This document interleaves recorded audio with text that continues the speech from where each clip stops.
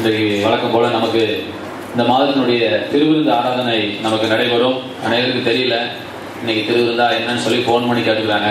அது என்னங்கிறது எனக்கு புரியல. ஒவ்வொரு மாதத்தின் கடைசி ஞாயிற்றுக்கிழமையும் நமக்கு இங்கு திருவிருந்து ஆராதனை நமக்கு நடைபெறும்.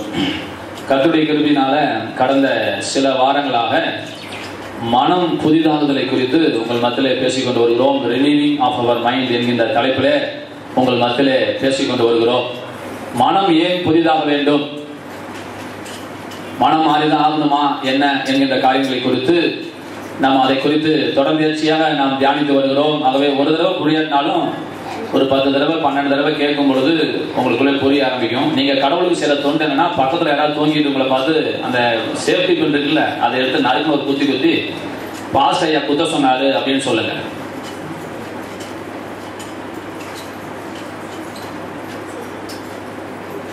கண்ணை மூடி கேட்டீங்கன்னா என்ன வரும்? தூக்கம் தான் வரும். பேய் வருவான், பேய் தூக்கத்தை கொடுக்கும். நல்லா கண்ணை முடிச்சு கேளுங்களேன். சரி, செய்திக்கு போவதற்கு முன்பதாக எனக்கு சில காரியங்களை தேவன் கற்றுக் கொடுத்தார். சின்ன ஒரு கண்ணுக்கு தெரியாத காரியம் கற்றுக் கொடுத்தார். அது எனக்கு ஆசையா இருக்கு, நான் கத்துக்கிட்டேன், உங்களுக்கு அதை கற்றுக் கொடுக்குறேன். கடந்த வாரத்துல நான் சொன்னேன், சிருஷ்டிகரை தொழுது சேவியாமல் சிருஷ்டியை தொழுது சேவிக்கிறார்கள். அழிவில்லாத தேவனுடைய மகிமையை மனுஷர்கள் அழியும் பிராணிகள், ஊர்வன, பரப்பன, மனிதர்கள் இப்படி இவைகளுக்கு ஒப்பாக மாற்றி தேவனுடைய மகிமையை விக்கிரகத்துக்கு மாற்றிவிட்டார்கள் என்று கடந்த வாரத்தில் பார்த்தோம். அது ஏன் எப்படிங்கிறத கடந்த வாரத்தில் சொல்லிக் கொடுத்தோம். எதனால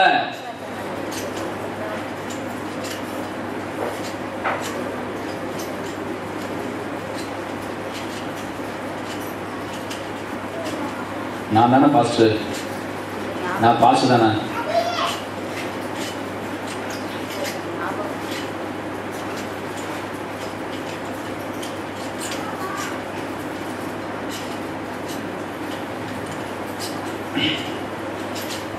சிருஷ்டிகளை தொழுது சேவியாமல் சிருஷ்டியை தொழுது சேவிக்கிறார்கள் அப்படின்னு சொன்னாங்க. அதுக்கு என்ன காரணங்கிறத கடந்த வாரத்தில் நம்ம பார்த்தோம்.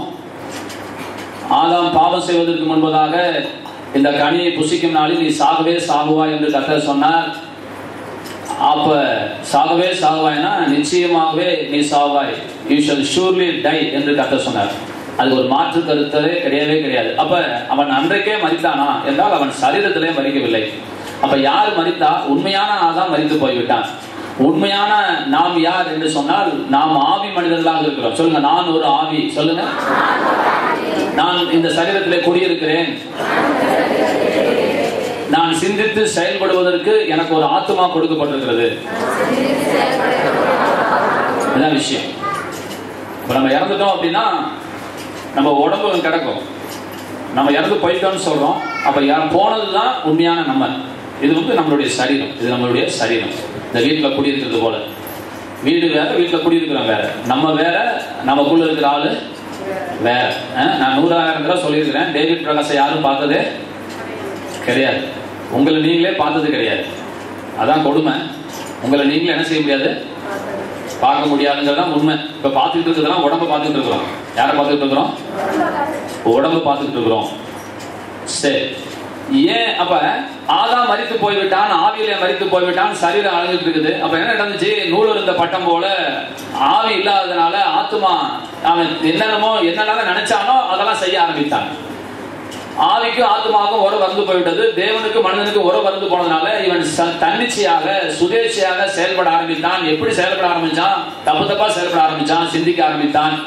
சிந்தனையினாலே வீணரானார்கள். உணர்வில்லாத அவருடைய இருதயம் இருளடைந்தது என்று கடந்த வாரம் நம்ம பார்த்தோம். சிந்தனை வீணா போச்சு. அப்ப அதனாலதான் அழிவில்லாத தேவனுடைய மகிமை அழிவுள்ள பறவைகளுக்கு ஒப்பிட்டார்கள். இதுதான் விக்கிரக ஆராதனைக்கு காரணம். தேவனுக்கும் மனிதனுக்கும் உறவு அருந்து போனதனால் அவன் தேவனற்றவைகளை தேவன் என்று சொன்னா நல்லா கவனிச்சேவாங்க. அப்ப மறுபடியும் அவனை தேவனுக்குள்ள கொண்டு வரணும்னா என்னங்க செய்யணும் அப்படின்னு சொன்னா, அவன் விக்கிரகத்தை விடணும்னா என்ன செய்யணும் அப்படின்னா, விக்கிரகத்தை விடு, விக்கிரகத்தை விடு, விக்கிரகத்தை விடு, பாவத்தை விடு நம்ம சொல்லிட்டு இருக்க கூடாது. அவன் பாவம் செஞ்சதுக்கெல்லாம் காரணம், அவன் விபச்சாரத்துக்குள்ள போனதுக்கு காரணம், ஆணோடு ஆண் பெண்ணோடு பெண் அவலட்சணமானதை நடப்பினதுக்கெல்லாம் காரணம் என்னன்னு சொன்னா அவனுடைய இருதயம் இருளடைந்ததுனால அவருடைய சிந்தையில் அவர்கள் வீணராகி போனதுனால அவர் இந்த காரியத்துக்குள்ளாய் வந்தார் என்று ரோமர்ல ஆண்டவர் எங்கே திட்டமும் தெளிவா எங்க சொல்லுகிறார். இப்ப இதுல ஒரு காரியம் சொல்றேன் கேளுங்க. கடந்த வாரம் சொன்னா காதல் ரத்தம் வந்தா தொடச்சுக்கோங்க. ஆண்டவர் இப்ப ஒரு மனிதன் தானாய் வர முடியுமா? ஒரு கேள்வி. ஒரு தென்னை மரம் தானா வரட்டுமான்னு வர முடியுமான்னு கேட்கறேன். முடியாதுன்ட்டாங்க. தென்னை மரம் தானா வருவாங்க? வந்தது கிடையாது. நெத்துல இருந்து வருதுங்கிறாங்க. நெத்து தானா வருமானு கேட்டா அது எப்படிங்க வருங்க? தென்னை மரம் வரைக்கும் வளர்ந்துருக்கிறீங்க, அறிவு இல்லையா? ஒரு தென்னை மரத்துக்கு தாங்க சார் நெத்து வரும். Right sir. இப்படியே போனீங்கன்னா முதல் தென்னை மரம் எங்க வந்துச்சுன்னு கேள்வி கேட்டா விஞ்ஞானிகள் கிட்ட பதில் கிடையாது. ஹலோ, விஞ்ஞானிகளிடத்தில் பதில் இல்லை. முதல் தென்னை மரமும் நெத்தோ அது எங்கிருந்து வந்தது, எப்படி வந்ததுன்னு கேட்டா பதில் கிடையாது. நல்லா சிந்திங்க. ராஜேந்திர சார்ட்ட சொல்றேன், கோட்டை ராஜேந்திரன், நீங்க எனக்கு துறையூர் போகும்போது தயவுசெய்து கவனிங்க. துறையூர் போற அத்தனை பேரும் இந்த தொலையானத்துக்கிட்ட போகும்போது அங்க ஒரு முள்ளு காடு இருக்கு. நீங்க எனக்கு சிந்திச்சு பார்த்து எனக்கு பதில் சொல்லுங்க. அங்க முள்ளு மரம் நிறைய இருக்கு இல்லைங்களா? வருஷம் வெட்டுறாங்க இல்லைங்களா? சரி, அதுல ஏதாவது புதுசா முள்ளு மரம் முளைச்சிருக்கான்னு மாத்திரம் நீங்க எனக்கு கண்டுபிடிச்சு சொல்லுங்க. வெட்டுன மரத்தை தவிர வேற ஏதாவது மரம் முளைச்சிருக்கான்னு நேத்து கூட நான் பார்த்துட்டு தான் வந்தேன். என் கண்ணுக்கு தெரியல. ஒரு மரம் இவ்வளவு பெரிய தூர் இருந்துச்சுன்னா அடுத்தது மரம் அங்க தூர் இருக்குன்னா ரெண்டுக்கும் இடையில ஒரு மரம் முளைச்சி வர்றதாக ஒரு சின்ன குட்டி மரம் முள்ளு மரம் முளைச்சுதான் எனக்கு தெரியல. சரி, என் சப்ஜெக்ட் வரேன்.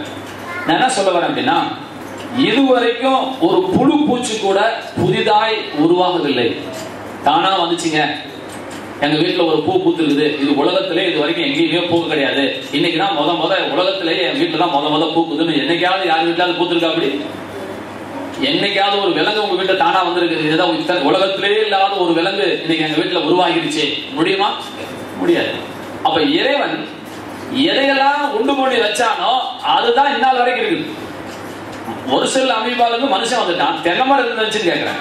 ஹலோ, தென்னை மரம் இருந்துச்சு, அரச மரம் எங்க இருந்துச்சு, ஆலமரம் எங்க இருந்துச்சு, ஆணொன்னு எங்க இருந்துச்சு, பொண்ணொன்னு எங்க வந்துச்சு, எங்க வந்துச்சு, திமிங்கலம் எங்க வந்துச்சு, கழுகு எங்க வந்துச்சு.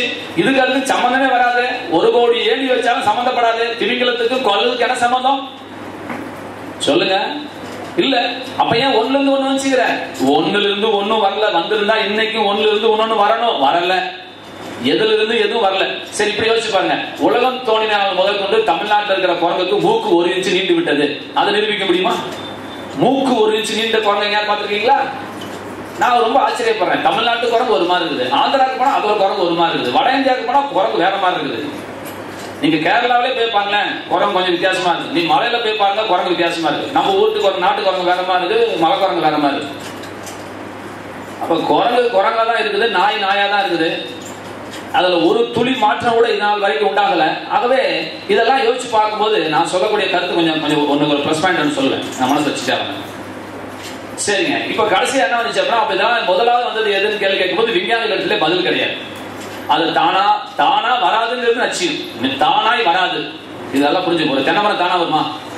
எப்படி இருந்துச்சு முதல் தென்னை மரம்? பதில் சொல்லுங்க. உலகத்திலே முதல் தோன்றிய தென்னை மரம் எப்படி இருந்துச்சு? இல்லைங்க, பனைமரமா வந்துச்சு, அப்புறம் தென்னை மரம் வந்துருச்சுங்க. என்னங்க, எப்படி பனைமரம் எப்படி தென்னை மரம்? எதுல இருந்தும் தென்னை மரம் வரவே கிடையாது. அப்புறம் எப்படி தென்னை மரம் வந்துச்சு?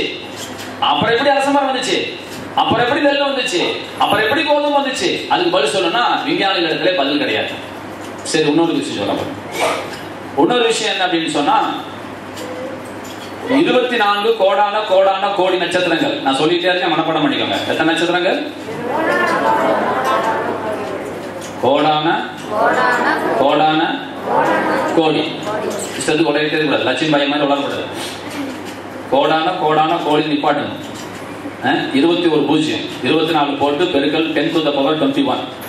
அத்தனை நட்சத்திரங்கள் இருக்குது. நல்ல கவனிங்க. அப்ப இத்தனை நட்சத்திரங்களும் சீராக செயல்பட்டு கொண்டிருக்கிறது. இதை நான் பெரம்பூர்ல போய் அந்த கிராமத்து ஜனங்கள்கிட்ட விளக்கும் போது எனக்கு ஒரு கத்தர் ஒரு காரியம் கற்றுக் கொடுத்தாரு. எனக்கு நல்லா சந்தோஷமா இருந்துச்சு. எனக்கு இத்தனை நாளாக சொன்ன உதாரணத்தோட நேற்று எனக்கு கத்தர் கற்றுக் கொடுத்த உதாரணம் ரொம்ப பிடிச்சி போச்சு. அதை இன்னைக்கு உங்க மத்தியில் வைக்கிறேன். என்ன உதாரணம் சொன்னார்னா, ஆண்டவர் என்கிட்ட கேட்டாரு, செங்கல் தானா வருமானு கேள்தானாரு. செங்கல் தானா வருமானாரு. நல்லா புரிஞ்சுக்கோங்க. செங்கல் தானா வருங்களா? வராதுங்கிறீங்க. எதை வச்சு சொல்றீங்கன்னா, இல்லைங்க அது கரெக்டா அழுத்திருக்கிறாங்க, இவ்வளவுன்னு சொல்லி கணக்கு இருக்கு இல்லைங்களா, அதை வச்சு அறுக்குவனா செங்கல் வருது. சரி, செங்கல் தானா வராது, ஏன்னா அது ஒரு ஷேப்ல இருக்கிறதுனால அது தானா வந்துருக்க முடியாது. யாரோ ஒருத்தவங்க ஷேப் பண்ணியிருக்காங்க. ரைட். இப்போ பாருங்க, அடுத்து என்ன சொன்னாரு, ஒரு டிப்பர்ல கொண்டாந்து லாரியில கொண்டாந்து அந்த செங்கல் கொண்டு குப்புன்னு அப்படியே கொட்டுறேன், கபகபன்னு கொட்டுறேன் ஒரு இடத்துல. இன்னொரு இடத்துல கொட்டினது என்ன செய்யறாங்க, எடுத்து கட்டாயம் போட்டு அடுக்கி வச்சிடறாங்க. என்ன செய்யறாங்க, கட்டாயம் தெரியுங்களா, எல்லாரும் தெரிஞ்ச வார்த்தை தான். அந்த செங்கல் அடுக்கி வச்சிடறாங்க. இப்ப என்கிட்ட ஆண்டவர் கேட்டாரு, இந்த கட்டாயம் தானா வருமானு கேட்டாரு. நல்லா கவனிங்க, இந்த கட்டாயம் தானா வருமானு கேட்டாரு. இது எல்லா கிராமத்திலும் புரியும். அம்மா கவனிங்க, நான் என்ன சொல்ல வரேன் அப்படின்னா, கவனிங்கள, இறைவன் ஒருவர் இருக்கிறார் என்பதை உங்களுக்கு நிரூபிக்க ஆசைப்படுறேன். நேற்று ஒரு அம்மா நான் பேசிக்கிட்டே இருக்கேன், லட்சுமி மாயம்மன், அங்க ஒரு அம்மா, அங்க ஒரு பாய் இருக்கு. ஐயா எல்லாமே ஆண்டவர் உண்டாக்குனதுயா, எல்லாமே ஆண்டவர் உண்டாக்குனதுயா அப்படின்னு என்ன பேச விட மாட்டேங்குது. அதுதான் தெரியுது, அதுதான் கத்து கொடுக்குறேன். குருட்டுத்தனமா நீங்க சொல்லக்கூடாதுன்னு ஆசைப்படுறேன். குருட்டுத்தனமா, முட்டாள்தனமா நீங்க கடவுள் இருக்கிறாரு சொல்லக்கூடாதுங்கிறதா இவ்வளவு தம் கட்டுறேன், நான் இவ்வளவு பிரயாசப்படுறேன். நீங்க புரிஞ்சுக்கோங்க, செங்கல் கட்டாயம் போட்ட செங்கல் யாராவது அடுக்கி வச்சாதானே கட்டாயம் வரும். ரைட்டுங்களா? இப்ப நல்லா கவனிங்க. இப்ப பூமி தானா வந்துச்சுட்ட விஞ்ஞானிகள் சொல்றாங்க ஒரு வார்த்தை வச்சுக்கோ, செங்கல் தானா வந்து சொன்னது போல பூமி தானா வந்து நீ சொல்ற, ஒத்துக்கிறேன்பா. இப்ப இந்த செங்கல் கட்டாயம் போட்டது போல 24 கோடான கோடான கோடி நட்சத்திரங்களும் ஒரு கட்டமைப்போடு இருக்கிறது. நல்ல கைகளை தட்டினா, இதெல்லாம் ஒரு செங்கல் கட்டாயம் போட்டது போல இத்தனை நட்சத்திரங்களும் ஒரு ஒழுங்குக்குள்ளாக, ஒரு சீருக்குள்ளாக, ஒரு சிஸ்டத்துக்குள்ளாக இருக்கிறதுனால இப்ப விஞ்ஞானிகள் முடிக்கிறான். ஆஹா, இதுக்கு என்ன பதில் சொல்லணும்னு தெரியல சார். கட்டாயம் போட்டது யாரு சார்? நட்சத்திரத்தை கட்டாயம் போட்டது யாரு? ராஜா சார் புரியுதுங்களா? செங்கல் தானா வந்துச்சுன்னா இதே தப்பு. சரி, உன் கணக்கு போய் செங்கல் தானா வந்து ஒத்துக்கிறேன், பூமி தானா வந்து, நட்சத்திரம் தானா வந்து, ஒண்ணுல இருந்து ஒண்ணு வந்து ஒத்துக்கிறேன் சார். இந்த கட்டாயத்தை போட்டது யாரு? இத்தனை செகண்ட்ல உலகத்தில் இருக்கிற அத்தனை நட்சத்திரங்களும் ஒரு செகண்டுக்கு 20 மைல் வேகத்துல வடதிசை நோக்கி நகர்ந்து கொண்டே இருக்கிறது. அத்தனையும் ஒரு கட்டாயத்துக்குள்ள கிடக்கு, ஒரு சிஸ்டத்துக்குள்ள கிடக்கு. இந்த சிஸ்டத்துக்கு பதில் சொல்லுங்க சார் விஞ்ஞானம். அதான் கிடையாது. இந்த சிஸ்டம் எப்படி இருந்துச்சு? பொருள் தானா வந்துச்சுங்கிற சிஸ்டம் எப்படி இருந்துச்சு சார்? கேள்வி புரியுதுங்களா? இங்க விஞ்ஞானிகள் கேள்வி வைக்கிறாங்க. கேள்விக்குறியெல்லாம் வைக்கல, பதில் வச்சுட்டாங்க. வேற வழியே இல்ல, இத சிஸ்டமடைஸ் பண்ண ஒருத்தர் இருந்தே ஆகணும் அப்படிங்கிற இடத்துக்கு உலகத்தில் இருக்கிற அத்தனை விஞ்ஞானிகள் வந்து விட்டார்கள். இதுதான் விஷயமே. நம்ம சும்மா அந்த 4 எழுத்து படிச்ச உடனே சாமி இல்ல, சாமி இல்ல, பேய் இல்லைன்னு சொல்லிட்டு நம்ம ஆர்குமெண்ட் பண்ணிட்டு இருக்கோம். நல்லதுதான். அதையும் தாண்டி ஒரு மெச்சூரிட்டிக்குள்ள வரும்பொழுது இந்த கட்டாயம் எங்க இருந்துச்சு அப்படின்னு யோசிக்கும் பொழுது, அது கடவுள் சொல்லறதுனால பரவாயில்ல, நமக்கு மேல ஒருத்தர் இதை டிசைன் பண்ணிருக்கணும், இதை ஒரு ஒழுங்குபடுத்தி இருக்கிறாங்க யாரோ. தென்னை மரம், முதல் தென்னை மரம் தானா வந்திருக்கவே முடியவே முடியாது. அப்ப இதை வச்சவன் யாரு? அதை உருவாக்குனவன் யாரு? அதுக்கு சிஸ்டத்தை வச்சவன் யாரு? வேலை வச்சவன் யாரு? தண்ணியை உறிஞ்சு வச்சவன் யாரு? இத்தனை மாசத்துக்கு கழிச்சு தேங்காய் காய்க்க வைக்கிறவன் யாரு? இந்த எல்லாம் ஒரு ஒழுங்குக்குள் இருக்குது. இந்த சிஸ்டம் எப்படி வந்துச்சு, இந்த கட்டாயம் எப்படி வந்துச்சுன்னு யோசிக்கும் பொழுது நாத்திகம் அடிபட்டு ஆத்திகம் அங்கே எழுவுகிறது. அங்கே இறைவன் இருக்கிறார், அந்த இடத்துல இறைவன் இருக்கிறார். அதனால நம்ம சொல்லி தருவது ஏதோ செத்து போன காத்தனையும் பூட்டனை நம்ம வழிபட சொல்லல, எல்லாம் அந்த சராசரிகளை உருவாக்கின தேவனை வழிபட சொல்லுகிறோம். சரி, அதனால இப்ப இந்த இறைவன் சிருஷ்டிகரை விட்டு சிருஷ்டியை தொழுது கொண்டதுக்கு காரணம் என்ன? அவனுடைய ஆவியில மரணம் சம்பவித்ததுனால, இறைவனுக்கும் அவனுக்கும் தொடர்பு அருந்து போனதுனால, நூலருந்த பட்டம் போல, டிரைவர் இல்லாத வண்டி போல அவனுடைய ஆத்மா செயல்பட ஆரம்பித்ததுனால அவன் விக்கிரகத்தை அன்றைக்கு போயிட்டான். இப்ப மறுபடியும் அவனை கொண்டு வரணும்னா நீங்க என்ன செய்யக்கூடாது, அவனை அதை விட்டுன்னு தயவு செய்து யாருமே சொல்லாதீங்க. ஒருத்தனை ஒரு காரியத்தை விட்டுன்னு சொல்லாதீங்க. அதை அவனால விட முடிஞ்சா அவனுக்கு இறைவன் தேவை கிடையாது. இறைவனுடைய அருளும் இறைவனுடைய உதவியும் இருந்தால் மட்டும் அவனால் அதை விட்டு வெளியே வர முடியும். சும்மா சாராயத்தோடு வெங்காயத்தோடு சொன்னா அவன் வெறும் தூத்துக்கிறதெல்லாம். அவன் புல்ல துடிச்சு செத்தா கூட அவன் சாராயம் குடிப்பான். நானா பந்தயம் கட்டான் சார். அவன் புள்ளைக்கு சோறு இல்லாம அன்னைக்கு செத்தா கூட அவன் பொண்டாட்டி தாலி அறுத்து கொண்டு போய் வச்சு குடிப்பானுங்க. அது என்ன அப்படி ஒரு கேவலமான புத்திங்கிறது எனக்கு நல்ல வரைக்கும் புரியல. சரி, அவங்களை நான் குற்றப்படுத்த கூடாது. அதுக்கு என்ன சொல்றேன், அதுக்கெல்லாம் நீங்க ஒரே ஒரு விஷயம் என்னன்னா, விட்ட பிறகு கடவுள்கிட்ட வாங்கன்னு சொல்லாதீங்க. கடவுளை ஏத்துக்கிட்டால்தான் இதை விடவே முடியும். கடவுளை நீங்க தெரிஞ்சுக்க அவரோடு உறவு வைக்க உங்கள் சிந்தனை கரெக்டா செயல்பட ஆரம்பிக்கும். இது தவறு அப்படின்னு நீங்க உணர ஆரம்பிப்பீங்க. சும்மா விடுனா விட முடியாது. நீ விட்டாதான் கோயிலுக்கு வரணும், விட்டாதான் எப்படி இது கோயில் தாங்க இல்லையா? வெளிச்சம் வந்தாதான் இருட்டு போகும். தத்துவம் புரியுதுங்களா? என்ன சார், இப்போ ஆண்டவர் உள்ளுக்குள்ள வந்தாதான் இந்த காரியங்கள் வெளியே போகும். போட்டோ தூக்கி எறி, சிலையை தூக்கி எறிங்கிறீங்க, அதெல்லாம் ஒருத்தர் வெங்காயம் தேவையில்லை. அவன் ஆண்டவர் அவனுக்குள்ள வந்ததுக்கு அடையாளம் அவன் தூக்கி எறிவான். அது ஒண்ணும் இல்லைன்னு தெரிஞ்சுக்குவான். நீ அதை எதுன்னு சொல்லவே கூடாது. கயிறை கலட்டுன்னு சொல்லவே சொல்லாதீங்க. யாராவது கோயிலுக்கு வந்தா கயிறை கலட்டுன்னு சொல்லாதீங்க. உங்களுக்கு புத்தி இருந்தா கயிற்றுல ஒரு விஷயம் இல்லை நம்புமா, ஆண்டவர் சுதந்திரம் வருமா, அந்த கயிறுல ஒண்ணு இல்லமா, சோகம் கொடுத்த பிறகு அந்த கயிறை தூக்கி எறி, இது 10 நிமிஷம் பிரயோஜனப்படாது, இந்த கயிறை கட்டி கடவுள் சோகம் பார்க்கணுங்கிற அவசியம் இல்லை அப்படின்னா ஜெயலலிதா உடம்புக்கு என்ன கட்டியிருக்கோம்? கருணாநிதிக்கு மூஞ்சே தெரியாது. ஏன்? எல்லாம் கயிறு சுத்தி இருப்பார். ஏன்னா கயிறு கட்டினா வெற்றி அடிக்கல. நம்மளும் கூட ட்ரெஸ் போடக்கூடாது. நம்ம என்ன செய்யணுமே, அந்த கருப்பு கயிறா வாங்கி உடம்புக்கு சுத்திட்டே போகலாம். அப்படி நான் ஜெயிக்கிறதா இருந்தா கயிற்றுனால ஒரு விஷயம் கிடையாது. சும்மா உங்க மன பிராந்திய. நான் குளுத்தல்ல இருந்து கறி கொண்டாந்து எங்க அப்பா அனுப்புவாரு. நான் +2 குளுத்தல்ல படித்தேன். எங்க அப்பாவுக்கு 2 பொண்டாட்டி, அதை நிப்பாட்டிட்டாரு, பரவாயில்ல. 2வது பொண்டாட்டி உள்ள போடுறது, முதல் பொண்டாட்டி இழிச்ச வாய் விட்டுருவா, 2வது பொண்டாட்டி விடவே மாட்டான், வயிற்ற பிடிச்சிக்குவா. சரி நல்ல சரி சில ரகசியங்கள் அப்பப்போ சொல்றேன், கத்துக்கோங்க. நம்ம முசிறிக்கு வந்து கறி விட்டு வந்துப்பார். நான் ஆத்துல வைக்க நடப்பேன். நான் எங்க அக்கா வீட்டுக்காரர் நாத்திகவாதியை மாத்திருந்தார். நான் சாமி இல்லைங்கிறவன். ஆனாலும் அந்த 6:30 மணிக்கு இருந்து பாத்தீங்கன்னா அப்ப என் கையில கறி இருக்குது. அப்போ வந்து பேய் வரும், அது வரும், இது வரும், ஏற்கனவே பயமுறுத்தி விட்டாச்சு. ஆத்துல பஸ் மாதிரி நிறைய பேர் வரமாட்டான். நான் தனியா வந்துட்டு இருக்கிறேன் ஆத்துல மணல்ல. அப்ப அந்த படையப்பா மாதிரி என்ன படையப்பா என்ன படம், அந்த வடிவில் சொல்லுவானே மல்லிகைப்பூ சொல்றேன், சந்திரமுகி மாதிரி அப்படியே மோந்து பார்த்தா மல்லிகை வாசம் வரும். நிஜமா சொல்றேன். நீங்களும் கூட தனியா 7 மணிக்கு ஆத்துல போய் நடுமணல் உட்காந்துட்டு மோந்து பாருங்க. உங்களுக்கு மல்லிகை போட வர நீங்க போன் பண்ணுங்க. சார் பாஸ் எனக்கு மல்லிகை போட வரல என்ன சொல்லி கேளுங்க. 10 நிமிஷம் மோந்து பாருங்க, அப்படி தெரியும். அப்புறம் பாருங்க ஒரு 10 நிமிஷம் ஆச்சு, சலக்க சலக்கம் சவுண்ட் வந்தாங்க பார்த்து பாருங்க, நிச்சயமா கேட்கும். அது எங்க இருந்து கேட்குன்னு தெரியாது, சலக்க சலக்க சலக்க சலக்க சலக்கு கேட்கும். சரி என்னடா நம்மளே சாமியிலன்னு சொல்லிட்டு இருக்கிறோம், இருந்தாலும் இப்படி ஒரு பயம். உடனே எங்க அம்மா என்ன செய்யும், சின்ன என்ன செய்யும், 2 மிளகா, 2 கறிக்கொட்டை, 2 ஆணி, செருப்பு காலில் போட்டுக்கோ, செருப்பு காலிட்டே வேண்டாதரா அப்படின்னு எங்க அம்மாலாம் சொல்லி அனுப்புவாங்க. நல்லா கவனிக்கணும். ஏதோ ஒரு படத்துல நமக்கு காஞ்சனா படத்துல கூட அந்த படுக்கை சுற்றி செருப்பு விளக்கமாரமா போடுவான். இதெல்லாம் நம்ம பாருங்க, பேய் இருக்குன்னு சொன்னவனு அவன் தான், அந்த பயத்தை எடுக்கிறதுக்கு வழி வைக்கிறவனும் அவன், வேற வழி இல்லை. இது போலதான் அந்த கயிறு கட்டுற விஷயம். இது போலதான் என்னங்க விஷயம், கயிறு கட்டுற விஷயம். கிறிஸ்தவனே இப்படிதான் ஏமாறான். ஒரு ரக்க சபல பரபரபரையாந்துறான். ஆஹா இந்த வீட்டுல 2 கருப்பானதை பார்க்கிறேன்னு சொன்ன உடனே ஐயா நான் நினைச்சேன், ஐயா எங்க பாஸ்டர் ஒரு நாள் கூட சொல்ல மாட்டேங்கிறார் ஐயா, நீங்க வந்தோடனே சொல்லிட்டீங்க ஐயா. அவனுக்கு கருப்பும் தெரியாது வெள்ளையும் தெரியாது. அவன் வீட்டுல 35 பேர் இருக்குது, அது அவனுக்கு தெரியாது. என்னைக்காவது ஜோசியம் சொல்றவனுக்கு ஜோசியம் அவன் சொல்றான், இவன் செத்து போவான், இவனுக்கு எப்ப தெரியும். இவன் பள்ளி வந்து ஊருக்கே சொல்லுமா நீ செத்து போயிடுவ, நீ செத்து போயிடுவேன்னு சொல்லிட்டு கடைசியில இது உழுவது இதுக்கே தெரியாது. என்ன அப்படின்னா ஒரு ஜோசிக்கார கூட கரெக்டா சாப்பிடுமே, சொல்லி வச்சு சாப்பிடுமே. இன்னொருத்தனுக்கு டேட் பிக்ஸ் பண்ற, உனக்கு எவன் டேட் பிக்ஸ் பண்ணுவான். சரி விடுங்க.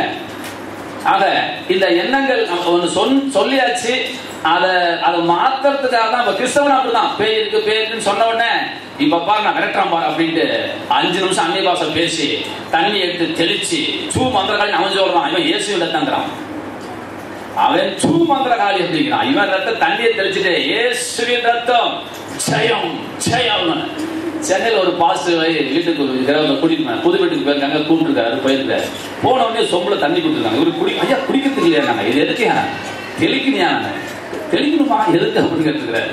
இல்லைங்க இப்போ நான் ஒவ்வொரு பாசமும் உங்கப்படும் போது அந்த பாசம் தெளிப்பாரு. நாங்கள் இந்த ஊருக்கு புதுசாக வந்திருக்கோம், நீங்களும் தெளிங்க. நான் இந்த தெளிக்கிற புத்தி எனக்கு இல்லை, உங்க தலையில வேணா தெளிக்கிறேன். வீட்டை சுத்தி தெளிக்கிறதுனால பேசி வேணாம் போக போதா இவங்க சிந்தனை பாரு. அப்புறம் பாருங்க கூத்து பாருங்க, ஓடு ஓடு ஓடு ஓடு ஓடுது ஓடு வாசப்படி போயிடுச்சு, நீ வாசப்படி உட்காரக்கூடாது போ போ அப்படின்னு சொன்ன தளத்தெரிக்க போடு. முப்பது தண்ணிய தெளிச்ச உடனே ரத்தத்தினால் வேலை எடுக்கிறேன், நீ வரக்கூடாதுன்னு சொன்ன உடனே இந்த அம்மாவுக்கு நிம்மதி. இப்ப போய் எங்க போயிடுச்சு, அங்கிருந்த பேய் போல இங்க உட்கார்ந்து இருந்த பேய் தான் போயிருக்குது. உடனே ஐயா ஜெபம் பண்ணாரா, இப்ப நல்லா இருக்குதுயா. இதெல்லாம் என்னைக்கு சார் திருந்துறது நாட்டில்? இதெல்லாம் என்னைக்கு இந்த மேஜிக்கல், இந்த கண்கட்டி கிட்ட, இந்த மாயக்கத்துக்கிட்ட? இன்னைக்கு எங்க அக்கா சொன்னாங்க, நான் வீடியோ வச்சுருக்கேன், நான் கட்டுறேன். பொட்டப்பத்தி சாய்பாபா எப்படி வாயிலிருந்து லிங்கத்தை எடுக்கிறாரு, செயினை எப்படி எடுக்கிறாரு வீடியோ எடுத்துட்டான். அந்த வீடியோவை அக்கா பார்த்துட்டாங்க. இன்னைக்கு காலையில் எனக்கு 8 மணிக்கு எனக்கு நியூஸ் வருது. நான் இன்னைக்கு வீடியோ டவுன்லோட் பண்ணி வைங்கன்னு சொல்லிட்டு வந்துருக்கிறேன். அது எப்படி எடுக்கிறான், அந்த அந்த செயின் எப்படி ஒரு கைக்கு வருது, அந்த செயின் எப்படி எடுக்கிறான், வாய்க்கு வந்து திருட லிங்கத்தை எப்படி எடுக்கிறான், எடுத்த உடனே கொஞ்சம் பெரிய லிங்கம் எப்படி மாறுது, அப்படின்னு அந்த மேஜிக்கே அப்படி செஞ்சு காட்டுறான், வீடியோ எடுத்துக்கிறான். அந்த மாதிரி உங்களுக்கு ஏதாவது செஞ்சாதான் உங்களுக்கு மனசு திருப்தியா இருக்குது இல்லைங்களா? சரிங்க. ஆகவே இதெல்லாம் மன சம்பந்தப்பட்ட சில காரியங்கள், சில விட்டுருங்க. அப்ப இறைவனை நாம் வழிபடுங்க. படைத்தவைகளை விட்டு படைத்த இறைவனிடத்துல நீங்கள் வந்துடுங்க. வரும்பொழுது உங்களுக்குள்ள நல்ல மாற்றங்கள், விடுதலைகள் உண்டாகும். சரி, அவை இறைவன் ஒருவர் இருக்கிறார் என்கின்ற அந்த கருத்துக்குள்ள வாங்க. இப்ப இன்னொரு விஷயம் நான் சொல்ல ஆசைப்படுகிறேன். என்னன்னா, எல்லாரும் தெரிஞ்சுக்கோங்க. லூக்கா எழுதின சுவிசேஷம் 20ஆம் அதிகாரம் 27. லூக்கா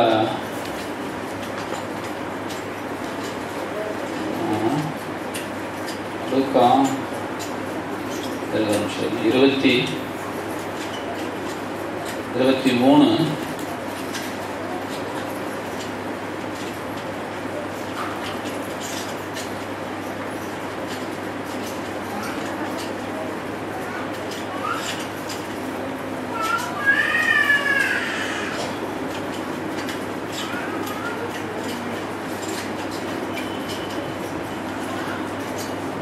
சரி, நான் சொல்றதை சொல்லிடுறேன். 43 அடி எடுத்து வச்சுக்கோங்க. இயேசுநாதர் சிலுவையில் தொங்கிட்டு இருக்கும்போது இந்த பக்கம் ஒரு கல்லன், இந்த பக்கம் ஒரு கல்லன் இருந்தான் இல்லைங்களா?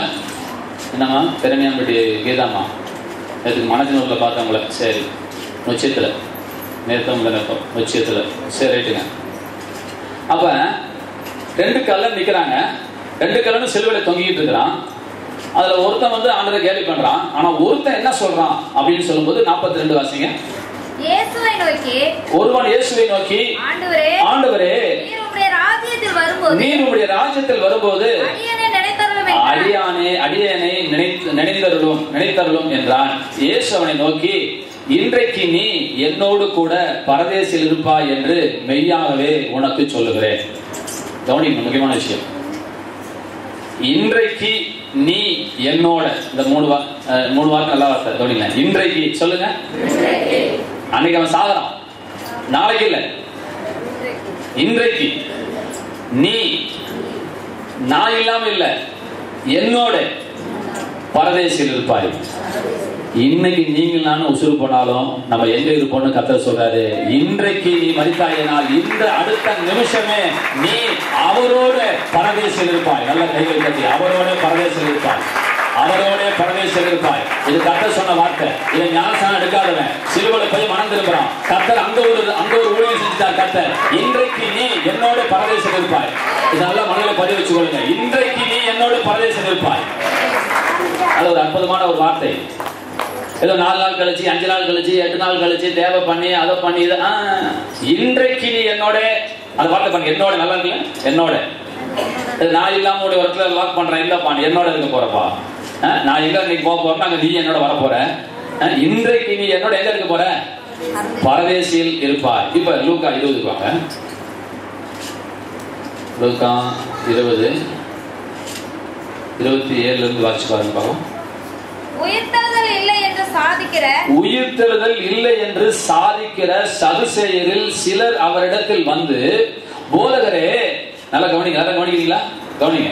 போதகரே, ஒருவன் மனைவி உடையவனாயிருந்து பிள்ளை இல்லாமல் இறந்து போனால் அவனுடைய சகோதரன் அவன் மனைவியை விவாகம் பண்ணி தன் சகோதரனுக்கு சந்தானம் உண்டாக்க வேண்டும் என்று மோசே எங்களுக்கு எழுதி வைத்திருக்கிறாரே.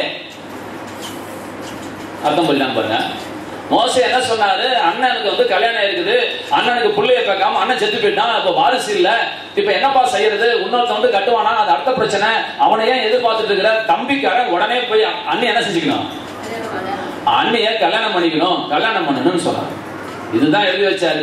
இவன் அதுக்குள்ள கூட்டிட்டான் பாரு அடுத்த வருஷத்துல. சகோதரர்கள் 7 பேர் இருந்தார்கள். அவர்களில் மூத்தவன் ஒரு பெண்ணை விவாகம் பண்ணி பிள்ளை இல்லாமல் இறந்து போனான். பின்பு 2ஆம் சகோதரன் அவளை விவாகம் பண்ணி அவனும் பிள்ளை இல்லாமல் இறந்து போனான். இவன் கதை கட்டான். இது நிஜம் இல்ல. இவனுடைய ஆர்குமெண்ட் என்ன? செத்து போய் யாரும் உயிரோட இருக்க மாட்டாங்க, நீ கதை அடிக்கிறாண்டவரே. அதான் அவனுடைய ஆர்குமெண்ட். அதுக்கு இப்படி ஒரு கதை கட்டுறான். எதை வச்சு? ஆண்டவர் சொன்ன வார்த்தையை வச்சு கதை கட்டுறான். டாக்டர் சார் புரியுதா? அண்ணன் செத்து போனா தம்பி வந்து வாழ்க்கை தரணும்னு ஒரு வார்த்தை சொன்னதுக்கு இவன் என்ன கதை கட்டுறான் பாரு. 7 அண்ணன் தம்பி இருந்தானா, முதல் புள்ள பக்கம் செத்துட்டானா, ரெண்டாவது காரன் போய் கல்யாணம் பண்ணானா, அவனும் புள்ளைய பக்கம் செத்துட்டானா, அதனால மூணாவது அப்ப சடங்கு மூணாவது காரன் கல்யாணம் பண்ணணுமா, அவனும் புள்ளைய பக்கம் செத்துட்டானா, இப்படி 7 பேரும் கல்யாணம் பண்ணி 7 பேருக்கும் புள்ளை எல்லாம் செத்து போயிட்டானா, கடைசியில அவளும் செத்து போயிட்டானா.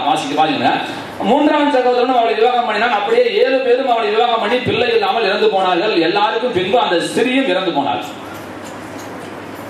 இவ்விதமாய் 7 பேரும் அவளை விவாகம் பண்ணியிருக்க உயிர்த்தெழுதலில் அவர்களில் எவனுக்கு அவள் மனைவியா இருப்பாள் என்று கேட்டார்கள். அப்படி கேள்வி சூப்பரா இருக்கு. பிச்சு வளர்றாங்க. நம்பாரு என்ன சாமியில நீங்க சொல்றது, அவன் பாருங்க எப்படி ஆர்குமெண்ட் பண்ணான். என்ன ராஜேந்திரன் சார் ஆர்குமெண்ட் பாத்தீங்களா? இப்போ சொல்லியா, இப்போ சொல்லு பார்க்கலாம், நான் தெரிஞ்சுக்கிறேன். யாருக்கு பொண்டாட்டியா இருப்போம், பதில் சொல்லு. நீங்க சொல்லுங்க சார், யாருக்கு சார் பொண்டாட்டி இருக்கணும்? சட்டப்படி முதல் காரணம் கொண்டாடியா இருக்கணுமா, இல்லை 7வது காரணத்துக்கு கொண்டாடியா இருக்கணுமா சார்? டாக்டர் சார் முதல் கொண்டாடிக்கு ஆமாங்கிறாரு, முதல் காரணத்துக்கு கேள்வி ஆர்குமெண்ட் புரியுதுங்களா? சரி, நான் பதில் ஆண்டர் என்ன பதில் சொன்னா தெரிஞ்சுக்கலாம். சரி, இயேசு அவர்களுக்கு பிரதியுத்தரமாக, இந்த பிரபஞ்சத்தின் பிள்ளைகள் பெண் கொண்டும் பெண் எடுத்தும் வருகிறார்கள். மறுமையும் மரித்தோரிலிருந்து எழுந்திருக்கிறதையும் அடைய பாத்திரராக எண்ணப்படுகிறவர்களோ பெண் கொள்வதும் இல்லை, பெண் கொடுப்பதும் இல்லை. அவர்கள் இனி மரிக்கவும் மாட்டார்கள். அவர்கள் உயிர்த்தெழுதலின் பிள்ளைகளானபடியால் தேவதூதருக்கு ஒப்பானவர்களாய் தேவனுக்கு பிள்ளைகளாயும் இருப்பார்கள். கையில தண்ணி நடி செலுத்துங்கள.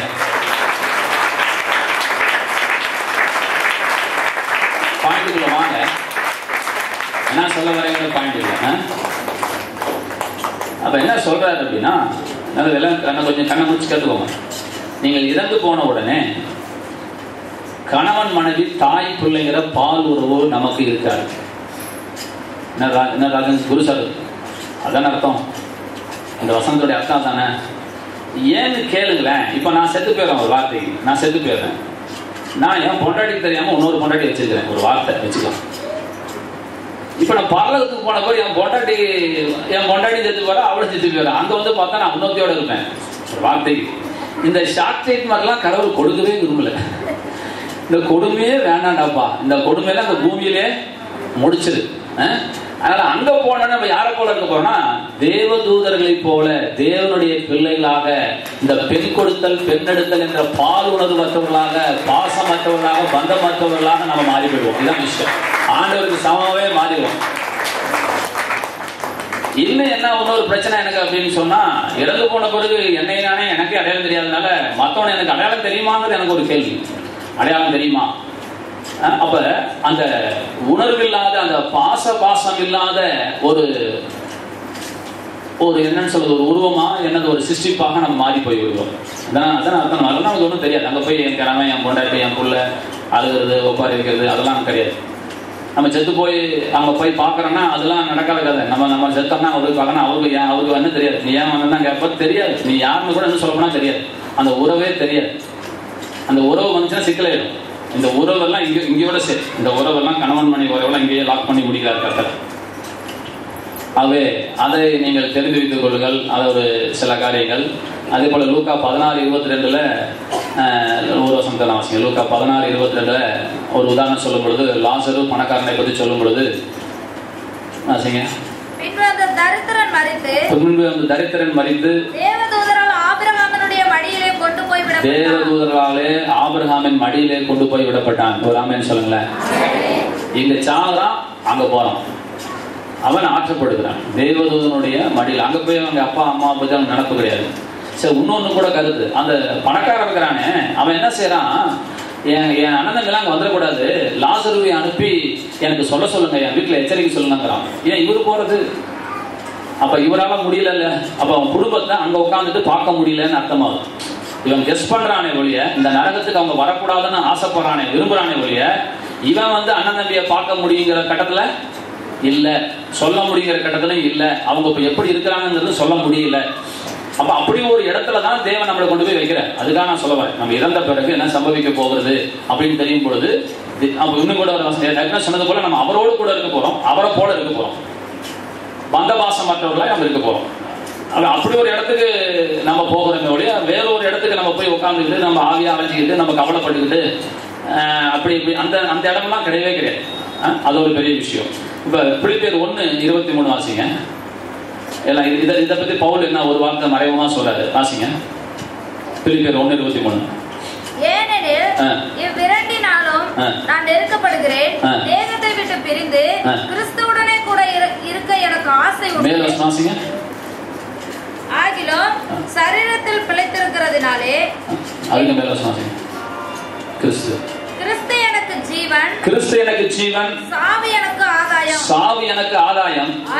ஆகிலும் சரீரத்தில் பிழைத்திருக்கிறதுனாலே, சரீரத்திலே பிழைத்திருக்கிறதுனாலே என் கிரியைக்கு பலன் உண்டாயிருப்பதால், என் கிரியைக்கு பலன் உண்டாயிருப்பதால் நான் தெரிந்து கொள்ள வேண்டியது இன்னதென்று அறியேன். நான் தெரிந்து கொள்ள வேண்டியது இன்னதென்று அறியேன். பவுல் சொல்றாரு பாருங்க, வயசாயிடுச்சு அவருக்கு, போதும் ஊழியெல்லாம் ஓரளவுக்கு பண்ணிட்டேன், பரலோகத்துக்கு போகலாம், ஆண்டவரை பார்க்கலாம்னு ஒரு ஆசை. பூமியில் இருந்தா எனக்கு கொஞ்சம் காசு சம்பாதிக்கிற போல கர்த்தர்கிட்ட சொத்து சேர்க்கலாம், அதனால இங்க இருந்தா நான் கர்த்தருக்கு ஊழியம் பண்ணுவேன், கண்ணை மூடுனா ஆண்டவர்கிட்ட போவேன். அடுத்த வருஷம் வாசிங்க கடைசியா. ஏனெனில் இவ்விரண்டினாலும் நான் நெருக்கப்படுகிறேன்.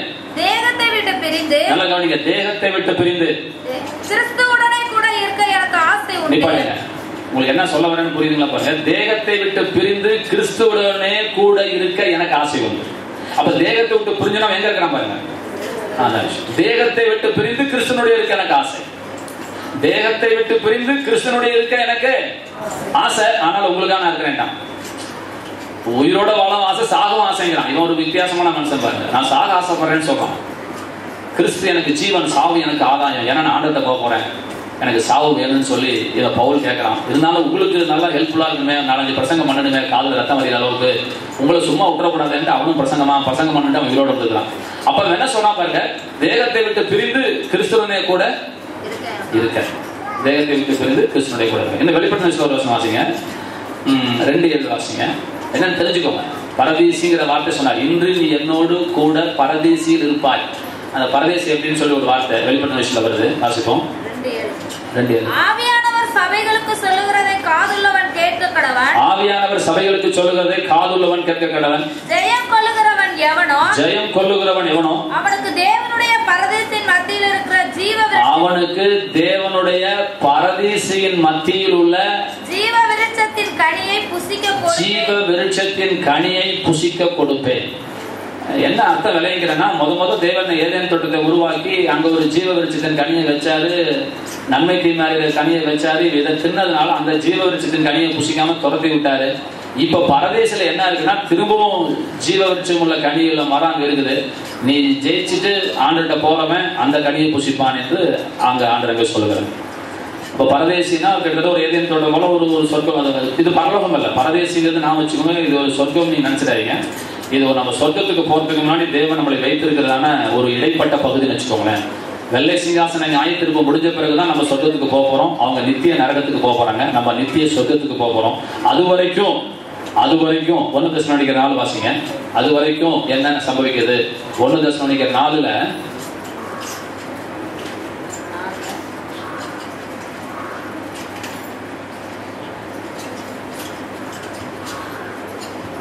13 வாசிங்க. அன்றியும் சகோதரரே, நித்திரை அடைந்தவர்களின் நிமித்தம், மரித்து போனவர்கள் நிமித்தம்ங்கறத பைபிள்ல எப்படி சொல்லுது பாருங்க. நித்திரை அடைந்தவர்களின் நிமித்தம், ஏன்னா நமக்கு மரணம் கிடையாது. நித்திரை அடைந்தவர்கள் நிமித்தம் நீங்கள் நம்பிக்கையற்றவர்களான மற்றவர்களைப் போல துக்கித்து அறிவில்லாத இருக்க எனக்கு மனதில்லை. இப்ப துக்கிக்கலாம்னு சொல்றாரா, துக்கிக்க கூடாதுன்னு சொல்றாரா ராஜேந்திரன் சார், டாக்டர் சார்? துக்கிக்கலான்னு சொல்றாரா, துக்கிக்கலான்னு சொல்றாரா? அறிவில் பாருங்க, நீங்கள் நம்பிக்கையற்றவர்களான மற்றவர்களை போல துக்கித்து அறிவில்லாத இருக்க எனக்கு மனதில்லை. என்ன சொல்றாரு? துக்கிக்க கூடாது. எனக்கு எதுவும் அப்படி தோணல. மற்றவர்களை போல துக்கித்து, நம்பிக்கையற்றவர்களான மற்றவர்களை போல, அவங்களுக்கு மறுபடியும் பார்ப்போங்கிற நிச்சயத்துவம் கிடையாது. அதோட அவங்களை விட்டு போயாச்சு. இனிமே பார்ப்போங்கிற நம்பிக்கை அவங்களுக்கு இல்ல. ஆனா நமக்கு எப்படி அப்படின்னு கொண்டு வரும்போது, நமக்கு ஒரு நம்பிக்கை இருக்கிறது. நமக்கு ஒரு நம்பிக்கை இருக்கிறது. இன்னைக்கு அவர் ஆண்டவர்கிட்ட போயிருக்காங்க, ஆண்டவர்கிட்ட போயிருக்கிறாங்க, இறந்தவங்க ஆண்டவர்கிட்ட போயிருக்கிறாங்க. நம்ம ஒரு நாள் வரிகளை போகும்போது நம்ம பார்ப்பதற்கான சூழ்நிலையை தேவன் அது வரைக்கும் வெயிட் பண்ணி வச்சிருப்பாரு. அப்ப தேவன் நமக்கு தருவாரு அப்படிங்கிற ஒரு நம்பிக்கை நமக்கு இருக்குது. அவங்களுக்கு நம்பிக்கை இல்லை, அதனால அவங்க கவலைப்படுறாங்க. உங்களை கவலைப்பட வேணாம்னு கர்த்தர் சொல்லல, நல்லா கவனிச்சுக்கோங்க. அழுகிறவர்களோடு அழுகுங்கள் என்று வசனம் இருக்கிறது. பவுல் ஊருக்கு போகும்போது கழுத்துல கட்டி பிடிச்சி முத்தம் கொடுத்து அழுதாங்கன்னு பைபிள் வசனம் இருக்குது. அது பாசத்து நிமித்தம் அழுகுது, அது ஒரு குறை கிடையாது, அது அவிசுவாசம் கிடையாது. ஆனா நம்பிக்கையற்றவனை கூட அழுகாத. நம்பிக்கையாக அவனுக்கு ஒரு நம்பிக்கை இல்ல, அவன் சும்மா என்னன்னு செய்யாம அழுதுட்டு இருக்கான். இனிமே பார்க்கவே மாட்டேன்னு நினைச்சிட்டு இருக்கான். நம்ம அப்படி பார்க்கவே மாட்டேன்னு சொல்லக்கூடாது.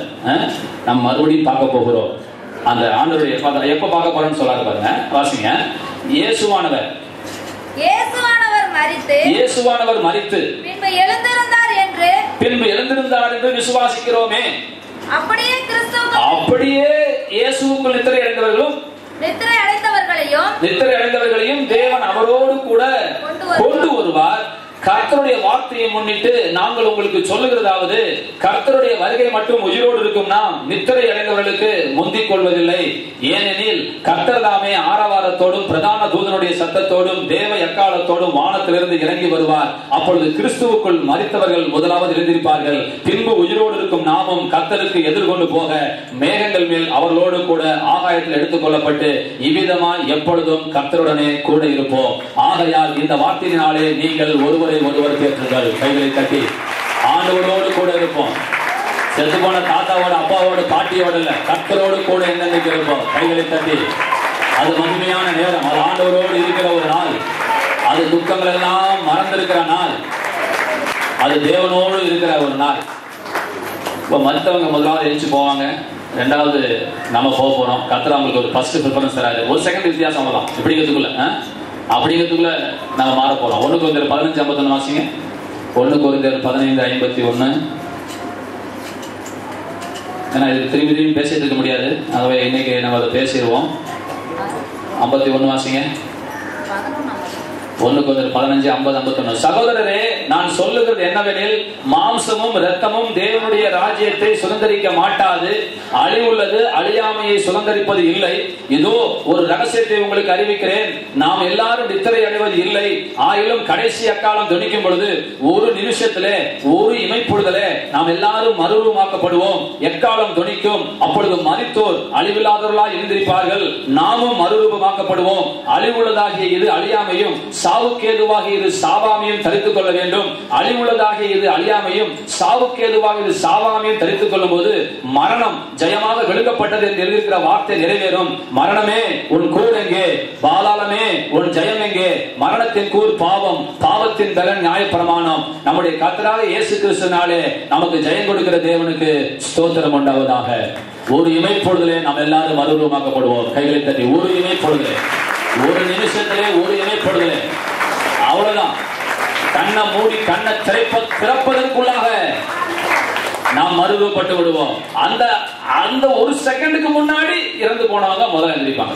ஒரு ஃபர்ஸ்ட் ப்ரிஃபரன்ஸ் அவ்வளவு. அப்படிங்கிறதுக்குள்ள இயேசுநாதர் காலத்துல இருந்து ஆதாம் காலத்துல இருந்து செத்து போனவங்க எல்லாம் பூமிக்குள்ள கிடக்கிறவங்க எல்லாம் ஆண்டவருடைய வருகையில எக்காலம் அப்படி தொனிக்கும் பொழுது எக்கால சத்தம் வானில் தோனித்திடவே நம் இயேசு மகாராஜனே வந்திடுவார் அப்படின்னு பாட்டு இருக்குது. மலையாள பாட்டு கூட மறந்துட்டேன்.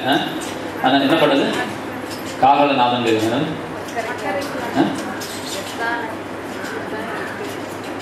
எழுதி வச்சிருக்கேன். இந்த பாட்டு முதல் சொல்லலாம். காகலநாதம் அது வேற, நான் பண்ணது மலையாள பாட்டு ஒண்ணு. அப்ப பாருங்க, ஒரு இமைப்பொழுதுல மரித்தவர்கள் முதலாவது எழுந்திருச்சிருவாங்க. அவங்க அடுத்த செகண்ட் எல்லாம் அந்த கண்மூடி கண் திறப்பு நேரத்துக்குள்ளாக மறுபடியும் நாம எல்லாம் நினைச்சு போறோம். எழுந்திருச்சு ஆண்டவரோடு போய் எந்தெந்தைக்கும் ஆண்டவரோடு கூட இருப்போம் என்று கர்த்தர் சொல்லுகிறார். ஆக இந்த நம்பிக்கை நமக்கு இருக்க வேண்டும். ஆகவே இந்த நம்பிக்கையில ஒருவர் ஆற்ற வேண்டும், தேற்ற வேண்டும். நம்ம எல்லாம் நினைக்கிறது போல நான்லாம் செத்து போனா தயவுசெய்து இரங்கல் கூட்டம் வைக்க கூடாது. நான் சின்ன மூக்காயம்மாவுக்கு இரங்கல் கூட்டம் வைக்கல, ஸ்தோத்திர கூட்டம் வைக்கல. இதெல்லாம் நீங்க நான் வச்சுக்கொள்ளுங்க. அவன் தேவசம் வைக்கிறான், கருமாதி வைக்கிறான். நீ என்ன சோத்திர கூட்டம் வைக்கிற, ஆறுதல் கூட்டம் வைக்கிற? நான் கேட்கறேன் எல்லாம் அவங்க சொன்னதே நீ செஞ்சுட்டு இருக்கிற.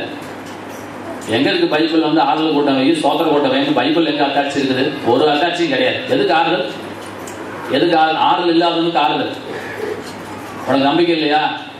அவன் கறி திங்கிறதுக்கு ஆசைப்படுறான், சட்டப்படி திங்கன்னு ஆசைப்படுறான், தேவை வச்சுட்டு அடுத்த நாளே வெட்டுங்கடா கறியங்கிறான். அப்படி அது வரைக்கும் பல லட்சத்துக்கு மாதிரி தாவுறான். எங்க அண்ணன் எங்க அப்பா செத்து போய் கடலை போய் கறி தின்னு தான் வந்தாரு. இதனால் திங்காம இருக்க முடியல. டெய்லி கறி தின்னு பல நாள் இருந்தாரு, நைட்டே தின்னாரு. ஆக அவனுக்கெல்லாம் ஒரு சட்டத்துக்காக அப்படி செஞ்சுட்டு இருக்கிறாங்க. ஆறுதல் இரங்கல், எதுக்கு இரங்கல் எனக்கு ஒன்றும் புரியல, எதுக்கு ஆறுதல் எனக்கு ஒன்றும் புரியல. ஸ்தோத்திரம் போட்டாங்க, எனக்கு அதுவும் ஒன்றுக்கு விளங்கல. அவங்க தேவைங்கிறாங்க, தேவைங்கிறாங்க, கருமாதிங்கிறாங்க. நம்ம என்ன சொல்றோம்? ஆறுதல் கூட்டம் வைக்கலாங்க, இல்லைன்னா ஒரு ஸ்தோத்திர கூட்டம் வைக்கலாங்க.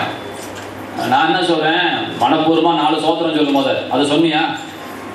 4 ஸ்தோத்திரம் சொன்னியா? கிடையாதா?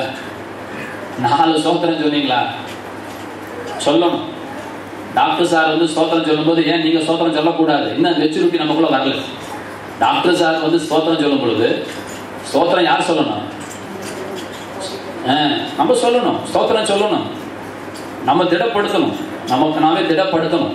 என்ன நீங்க நினைக்கிற மாதிரி ஒரு ஏதோ கஷ்டத்துல போய் ஒரு மாட்டிக்கல இல்லைங்களா? நமக்கு மாம்சத்துல 1000 கஷ்டம் இருக்கலாம், நான் கஷ்டத்தை நான் மறுதளிக்கல, அது வந்து தாங்கிக் கொள்ள முடியாத ஒன்று. ஆனால் அதையும் தாண்டி தேவன் என்று ஒருத்தர் வரும் பொழுது தெய்வத்துக்கு நீ நன்றி பகிர்ந்தாயா? சொல்லுங்க, தெய்வத்துக்கு நம்ம நன்றி பகிர்ந்தோமா? சரி, எனக்கு என்னுடைய விருப்பம், என்னுடைய சாவு ஞாயிற்றுக்கிழமை சனிக்கிழமை நடக்கணும். ஞாயிற்றுக்கிழமை பெட்டி இங்கிருந்து நான் உள்ள இருக்கணும். நான் கட்டப்போற சர்ச்சில் நீங்கள் யாரும் உட்கார வச்சு ஒப்பாரி வச்சு அழுகலாம் கூடாது. நல்லா பாட்டு பாடி நல்லா ஆவியில் நிறைஞ்சி நல்லா அன்னை பாஷை பேசி முடிச்சுட்டு அதுக்கப்புறம் போகும்போது என்னை வந்து பார்த்துட்டு போங்க. புரியுதுங்களா? நீங்கள் யாரும் இருக்க மாட்டீங்க, உங்கள் பிள்ளைங்க தான் இருக்கும். உங்களெல்லாம் வச்சுட்டு தான் நான் போவேன். அதான் எனக்கு ஒரு வருத்தம். என்ன அடையாளம் தெரியாமல் எப்படா செய்யாது? விக்கியெல்லாம் இருப்பான். இந்த மாதிரி 2வது ஜெனரேஷன் டேவிட்லாம் இருக்கலாம். என்னப்பா டேவிட் ஹெல்ப் பண்ண எனக்குப்பா. ஆமாம், இந்த தலையெல்லாம் போயிடும். இந்த தலையெல்லாம் குழியில் வச்சுட்டு தான் நான் போகிறேன். சும்மா உட்காந்து கவலைப்பட்டு ஒப்பாரி வச்சுக்கிட்டு அதெல்லாம் தேவையில்லை. நம்ம எங்கே போயிருக்கோம்? நம்ம ஆண்டவர்கிட்ட போயிருக்கிறோம். இந்த நச்சரா பூச்சிடா வேலையிலேருந்து எங்கே போயிருக்கிறோம்? சரி, வேறு வழி இருக்கிற வரைக்கும் உங்கள் உடம்பை நல்லபடியாக பார்த்துக்கோங்க. இதுதான் என்னுடைய அட்வைஸ். நல்ல உடம்பு நல்லா பார்த்துக்கோங்க. தண்ணி இன்னி குடிச்சிங்கன்னா கோவிந்தா ஓவிந்தா. தண்ணி போட்டு உடம்பு கற்றுக்காதீங்க. எனக்கு பாருங்க, எனக்கு மேத்ஸ் டீச்சர் மகாமணி, உங்களுக்கு தெரியும், ஹைஸ்கூலில் இருந்தாலும் மகாமணி. ஆமாம், அவர் பாவம் பாதியிலே போட்டுட்டு போயிட்டாரு. ஏன்னா சிகரெட்டை குடிச்சு தண்ணி கூட போட முடியாது. சிகரெட்டு குடிச்சா செத்தான் மனுஷன். செயின் ஸ்மோக்கர் பாவம். அது போல நீங்கள் குடிச்சிட்டு இருக்கிறீங்க. சாகும்போது லைட் வந்து என்ன பிரயோஜனம்? வெளிச்சம் வந்து ஐயோ நான் குடிக்காமல் இருக்கலாமே. குடிக்கிறதெல்லாம் கொஞ்சம் குறைச்சிக்கோங்க. சிகரெட்டு குடிக்கிறது இதெல்லாம் கொஞ்சம் குறைச்சிக்கோங்க. நல்லது, உங்கள் நல்லதுக்கு நான் சொல்கிறேன். உங்கள் நல்லதுக்கு நான் சொல்கிறேன். இல்லை அதுக்கு மீறி நான் குடிக்கிறேன் சார், எனக்கு சமத்து இருக்குது அப்படின்னா அதோட வேலையை அது காட்டும். அதோட வேலையை அது காண்பிக்கும். இந்த உதடை விட சாஃப்டானதுங்க, இந்த நாக்கை விட சாஃப்டானது அந்த நுரையீரல், அந்த உள்ளுகள், குடல்லாம். அதில் போய் சாராயத்தை ஊற்றுனீங்கன்னா அது என்னங்க செய்யும் பாவம்? அதில் ஒரு பெருமை பாருங்க. எங்கள் மாமா பையன் இருக்கிறான், சாராயத்தை கொட்டாங்குச்சியில் ஊற்றினா கொட்டாங்குச்சி வெடிக்கணுங்க, அப்படி குடிக்கணுங்கிறான். கேள்விப்பட்டீங்களா ராஜேந்திரன் சார்? கொட்டாங்குச்சியில் ஊற்றினா கொட்டாங்குச்சி என்ன செய்யணுமா? வெட்டிக்கணுங்க, அப்படி போடணுங்க, ஸ்ட்ராங்கா அடிக்கணுங்கிறான். சிந்திச்சு பார்க்க மாட்டேங்கிறான். அத்தனோட குடலுக்குள்ள போய் ஊத்துறியாப்பா, கொட்டாங்குச்சி வெடிக்குது, அவன் குடல் என்ன ஆக போகுது? குடிக்கிறாங்க பாவம். பேய் குடிக்க சொல்லிட்டு இருக்கிறான், நீங்க குடிச்சிட்டு இருக்கிறீங்க. குடியெல்லாம் விட்டுருங்க, அது நல்ல பழக்கமே கிடையாது. உங்களுக்கு வரக்கூடிய புத்தி உங்க பிள்ளைங்களுக்கு வேற போகும், அது வேற பயமா இருக்கு. சரி, அதெல்லாம் விட்டு மனம் திரும்புவோம். நம்ம கற்றுக் கொடுத்துருக்க காரியங்களை பயன்படுத்துவோம். ஏதாவது கொஞ்சமாவது புரிஞ்சிங்களா இன்னைக்கு பேசினது, இது வரைக்கும் பேசினது? இந்த மல்லிகாமா ஆனால் ஒன்றும் கவலைப்படலாம். அதுக்காக அறிவில்லாத நம்பிக்கையற்றவர்களை கூட நம்ம கவலைப்பட வேண்டிய அவசியம் இல்லை. இன்றைக்கு இறைவனோடு இருக்கிற இன்னைக்கு நம்ம செத்தா கூட அவருக்கு அடையாளம் தெரியுமான்னு எனக்கு தெரியல. எந்த ஸ்தானத்துல தேவன் வச்சிருக்காரு நமக்கு தெரியல, நம்மளை கொண்டு போய் எங்க வைக்கிறாருன்னு தெரியல. ஆனா நிச்சயம் ஒண்ணு, பாலுணர்வு வற்றவர்களாக நம்ம மாறி போயிடுவோம். அது ஒரு பெரிய பாயிண்ட். அவர் உங்களை பார்த்து எப்படி இருக்கான்னு கேட்க மாட்டார். நம்ம இறந்து போனோம்னா நீ எப்படி இருக்கமான்னு கேட்க போறதும் கிடையாது. அவர் அந்த இடத்துல கிடையாது. இப்போ கம்ப்ளீட்டா ஆண்டவரோடு கூட இருக்காரு. இந்த பூமிக்கு அவருக்கு இருக்கிற தொடர்பு கம்ப்ளீட் க்ளோஸ். அவ்வளவுதான், அவர் அங்க போயிட்டாங்க. அதனால நம்ம இனிமே நீ என்ன அழுதாலும் புரண்டாலும் இனி கதைக்காக போறது கிடையாது நமக்கு. ஆகவே இதெல்லாம் நீங்கள் மனதில் வைத்துக் கொள்ளுங்கள். இப்ப விஷயத்துக்கு இன்னும் செய்திக்குள்ள போகல. செய்திக்குள்ள போகிறதுக்கு முன்னாடி இந்த ஒரு செய்தியை நான் போன மாதம் எடுத்து வச்சேன். ஆனால் சில காரணங்களுக்காக தள்ளி வச்சேன். அதனால இன்னைக்கு திருவிழாக்கும் அந்த செய்தியை நான் எழுதுறது செய்தி இல்லை, ஒரு சின்ன முகவரை நீங்க நல்லா தெரிஞ்சு வச்சுக்கோங்க. 2-3 வசனத்தை வாசிப்போம், அதுல இருந்து என்ன சொல்ல வரேங்கிறத நீங்க புரிஞ்சுக்கோங்க. லூக்கா 9:2 வாசிங்க. லூக்கா 9:2 வாசிங்க. தேவனுடைய ராஜ்யத்தை குறித்து பிரசங்கிக்கவும் பிணியாளிகளை சுஸ்தமாக்கவும் அவர்களை அனுப்பினார். கொஞ்ச நேரம் கவனிக்கிறீங்களா? புதுசா வந்திருக்காங்களா? எல்லாரும் கவனிங்க. விசேஷமா ஞானஸ்தானம் எடுத்தவங்களுக்கு நான் பேசுறேன். டெய்லிக்கு மனசுல வச்சுக்கோயா. காலேஜுக்கு போற 45 நிமிஷம் அவங்க கிளாஸ் எடுக்கிறாங்க, ஏதோ ஒன்று கத்துக்கிறேன். கத்துக்கலாமா? படிக்கிறவங்களுக்கு தான் ஒன்று சொல்லுறேன் கேளுங்க. மார்க்குக்காக தயவு செய்து படிக்கவே படிக்காதீங்க. அந்த சப்ஜெக்டை உங்களால் எவ்வளோ கற்றுக்க முடியுமோ அவ்வளோ கற்றுக்குங்கிற அந்த வெறியோட படிங்க. மார்க்கெல்லாம் கவலையே படாதீங்க, அந்த தூக்கி குப்பையில் போடுங்க. மார்க்கே முக்கியம் இல்லை, மனப்பாடம் பண்ணுறது முக்கியம் கிடையாது. புரியுதுங்களா? இன்ஜினியரிங் போய் படிக்கிறீங்க, ஒரு பேப்பர் நடத்தலாம். திரும்பி நாளைக்கு நீ எம்இ படிக்கும்போது அந்த பேப்பர் நீ நடத்துற மாதிரி வரும்போது உனக்கு சொல்லிக் கொடுக்க ஆள் இருக்காது. இப்பயே அது என்ன விஷயம், அதுல என்ன கருத்து இருக்குது, அவன் ஒருத்த மண்டையை போட்டு உடைச்சி எழுதிக்கிறான், அதை இன்னொருத்த மண்டையை போட்டு உடைச்சி கத்துக்கிட்டு வந்து நம்ம கிட்ட ஒப்பிச்சுட்டு இருக்கிறான். அப்படிங்கிறப்ப அதை எவ்வளவு கத்துக்க முடியுமோ அந்த சப்ஜெக்டை அவ்வளவா நீங்க கத்துக்க நீங்க ஆசைப்படுங்க. சப்ஜெக்டை கத்துக்கணும் அப்படிங்கிற அந்த எண்ணத்தோடு மாத்திரம் நீங்கள் இருந்து நீங்கள் படிக்க வேண்டும் என்பது என்னுடைய ஆசை.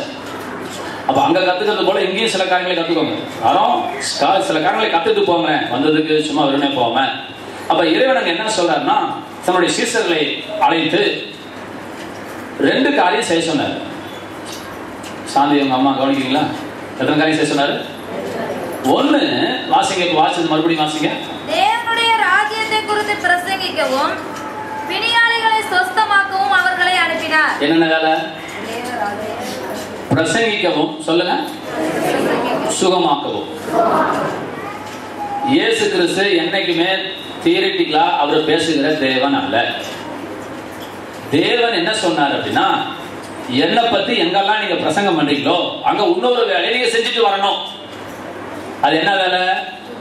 சுகமாக்குகிற வேலை. ஆமென் சொல்லுங்க. சுகமாக்கு. நீங்க நல்லா புரிஞ்சுக்கோங்க, நான் என்ன சொல்ல வரீங்க கண்டுபிடிச்சுக்கோங்க. ஆண்டவர் என்ன சொன்னாரு, நீங்க என்ன தெரிஞ்சுக்கணும், இதுல இருந்து நம்ம என்ன தெரிஞ்சுக்கிறோம், இது நம்ம வாழ்க்கையில் எப்படி அபியாசப்பட்டது. 2 காரியம் செய்ய சொன்னாரு. பிரசங்கம் பண்ணுங்க, பிரசங்கம் பண்ணிட்டு சோறு போட்டு அனுப்புங்கன்னு சொல்லாம பிரசங்கம் பண்ணி அவனை சுகமாக்கி அனுப்புங்கள். பிரசங்கிக்கவும் சொஸ்தமாக்கவும். சரிங்களா? 10ஆம் அதிகாரம் 9வது வசனத்துல வாசிங்க. லூக்கா 10. அவ்விடத்தில் உள்ள பிணியாளிகளை சுஸ்தமாக்கி தேவனுடைய ராஜ்யம் உங்களுக்கு சமீபமாய் வந்திருக்கிறது என்று அவர்களுக்கு சொல்லுங்கள். சுகமாக்கி சொல்லுங்கள், சொல்லி சுகமாக்குங்கள். சொல்லி சுகமாக்குங்க, சுகமாக்கிட்டு சொல்லுங்க. இப்ப சொல்லுங்க என்னை பத்தி. நீ வாயிலே பேசிட்டு இருந்தா ஏசுனார் தெய்வம் தெய்வம் தெய்வம்னா ஒருத்தனுக்கு புரியாது, ஒரு பேர் எடுத்துக்க மாட்டான். ஏதோ நீ சொல்லுங்க அப்படின்னா விட்டுருவேன் நினைச்சுக்காத. இன்னொரு வேலையை முக்கியமா ஊழியக்காரன் செய்யணும். அது என்ன வேலை அப்படின்னா, பிரசங்கம் பண்ணி முடிச்ச உடனே அல்லது பிரசங்கம் பண்ணதுக்கு முன்னாடியே என்ன செய்யணும் அப்படின்னா, வந்திருக்கிற ஜனங்களை சுகப்படுத்த வேண்டிய வேலையை கர்த்தர் எங்களுக்கு தந்திருக்கிறார். இப்ப நல்லா கவனிக்கணும். நான் ஏன் கவலைப்படணும்னு கேட்கிறேன். நான் கடவுளா? நான் தலையில கழிச்சு சரியா போடுமா? சரியா போகுது. இதை சொன்னது யாரு? ஆண்டவர். இப்ப நான் என்ன செய்யணும்? என் கடமை என்ன செய்ய முடியும்? நான் ஜெபம் பண்ண முடியும். ரைட்டுங்களா? சுகம் யார் தருவா? இதுல எனக்கு என்ன கவலை? எனக்கு எந்த கவலையுமே கிடையாது. அப்ப நான் கர்த்தருடைய வார்த்தையை நான் விசுவாசிக்கிறேன். நான் உங்களுக்காக ஜெபம் பண்ணும்போது கர்த்தர் சுகத்தை கொடுப்பாரு. இப்ப எங்க இருக்குது அப்படின்னா, அப்படி ஒண்ணு இருக்குன்னே தெரியாம உட்கார்ந்து இருக்கிறீங்களா? பாவமா இருக்குல்ல உங்களை பார்த்தா. அப்படி ஒண்ணு இருக்குதுன்னே. நான் பிரசங்கத்தை கேட்கலாம் வந்திருக்கேன்னு நினைச்சிட்டு இருக்கீங்க பாத்தீங்களா? கிடையவே கிடையாது. நல்லா சொல்லுங்க, பிரசங்கத்தை கேட்க மாத்திரம் நம்ம வரல. நம்ம வாழ்க்கையில உள்ள கட்டுகள் அறுக்கப்பட்டு விடுதலையாகி, சரீரத்தில் உள்ள கட்டுகள் அறுக்கப்பட்டு சுகமாவதற்காக வந்திருக்கிறோம். நல்ல கைகளை தட்டி. ஒரு தெய்வீக சுகம் நமக்கு இருக்கிறது. ஒரு தெய்வீக சுகம். அது பிள்ளைகளை நப்பம் என்று கர்த்தர் சொல்லுகிறார். எந்த மருந்தும், எந்த மாத்திரையும், எந்த விஞ்ஞானமும், எந்த மருத்துவமும், எந்த டாக்டரும், எந்த ஆஸ்பத்திரியும் தர முடியாத ஒரு இயற்கைக்கு அப்பாற்பட்ட ஒரு தெய்வீக சுகத்தை தேவன் இப்பொழுது நமக்கு கொண்டு வந்திருக்கிறார். தேவன் எங்கே உண்டோ, ஆவியானவர் எங்கே உண்டோ, ஆண்டவருடைய வார்த்தை எங்கே உண்டோ, அங்கே விடுதலை உண்டு. அங்கே விடுதலை உண்டு. இது பிள்ளைகளின் அப்பா நமக்காக அடிக்கப்பட்டிருக்கிறார். இன்னும் 2 வசனம் வாசிங்க. லூக்கா 9:1 வாசிங்க. லூக்கா 9:1. அவர் தம்முடைய 12 சீசரையும் வரவழைத்து சகல பிசாசு துரத்தவும், சகல பிசாசுகளை துரத்தவும். சகல என்றால் ஆல் என்ற அர்த்தம், எல்லாம் அர்த்தம். தமிழ் அப்படி போட்டாங்க, தெரியாம போட்டிருக்காங்க. நமக்கு அர்த்தம் புரிய நினைச்சு போட்டிருக்காங்க, நமக்கு புரியாம இருக்குது. இப்ப கவனிங்க, எல்லா பிசாசுகளை துரத்தவும். எல்லாரும் சொல்லுங்க, எல்லா பிசாசுகளை துரத்தவும். இல்லைங்க, இது சிலோன் மணிங்க, இதுக்கு 24 நாள் பாசிங் போடுங்க அப்படி சொல்லியிருக்காரு. அதெல்லாம் ஒண்ணு சும்மா உங்களை ஏமாத்திட்டு இருக்குது. சிலோன் முனி, வெங்காயம் முனின்னு சொல்லிட்டு உங்களை பைத்தியக்காரனாக்கி கரும்புடிச்சு முடிச்சு குத்திட்டு அவன் காசு சம்பாதிச்சுட்டு இருக்கிறான். யாரு? அங்க ஐயன், அங்க மந்திரவாதிங்க சம்பாதிச்சுட்டு இருக்கிறது போல இங்க பாஸ்டர் சம்பாதிச்சுட்டு இருக்கிறாங்க உங்களை ஏமாத்திக்கிட்டு. அதெல்லாம் ஒரு வெங்காயம் கிடையாது. கர்த்தர் பட்சபாதம் இல்லாதவர். ஆமேன்னு சொல்லுங்களேன். என்னைக்கு நம்மளை புல்லன்னு சொன்னாரோ அன்னைக்கே பட்சபாதம் அறுந்து போய்விட்டது. இப்ப மேடையில உட்காந்து கோட்டு போட்டுட்டு பேசுறோம்னு ஒருத்தன்னா இந்த பாவாடி ஆட்ட தெரியாம ஆட்டின டான்ஸ் ஆன பிள்ளைங்களும் கர்த்தருக்கு ஒண்ணுதான். எல்லாரும் சரிசமமாக தேவனுடைய பார்வையில் இருக்கிறோம்.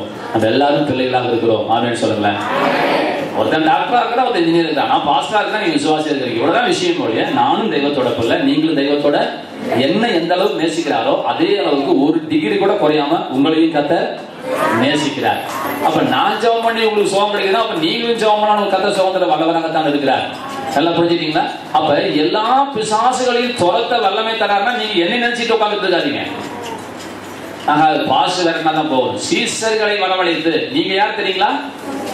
சீசன் ஆக்கின கூட தான் ஞானஸ்தானம் தர சொல்லி இருக்கிறார் இல்லைங்களா? சீசன் ஆக்கி ஞானஸ்தானம் கொடுத்துங்கிறார். அப்ப நம்ம எல்லாம் யாரா இருக்கிறோம்? சீசர்லாம் இருக்கிறோம். கர்த்தருடைய பார்வையில் சீசர்கள். அப்ப சீசர்லாம் அன்னைக்கு இருக்கிற சீசர் இன்னைக்கு இருக்கிறாங்க. உலகத்தின் முடிவு பரியந்தமும் நான் உங்களுடனே கூட சதா நாட்களிலும் இருக்கிறேன்னு சொன்னாரு. சரி, இதுக்கு அர்த்தம் புரிதான்னு பாருங்க. பாலுக்கு புரிதான்னு பார்க்கலாம். MBA student. உலகத்தின் முடிவு பரியந்தமும் சகல நாட்களில் உங்களுடனே கூட இருக்கிறேன்னு 12 சீசர்ல பார்த்து சொன்னாரு.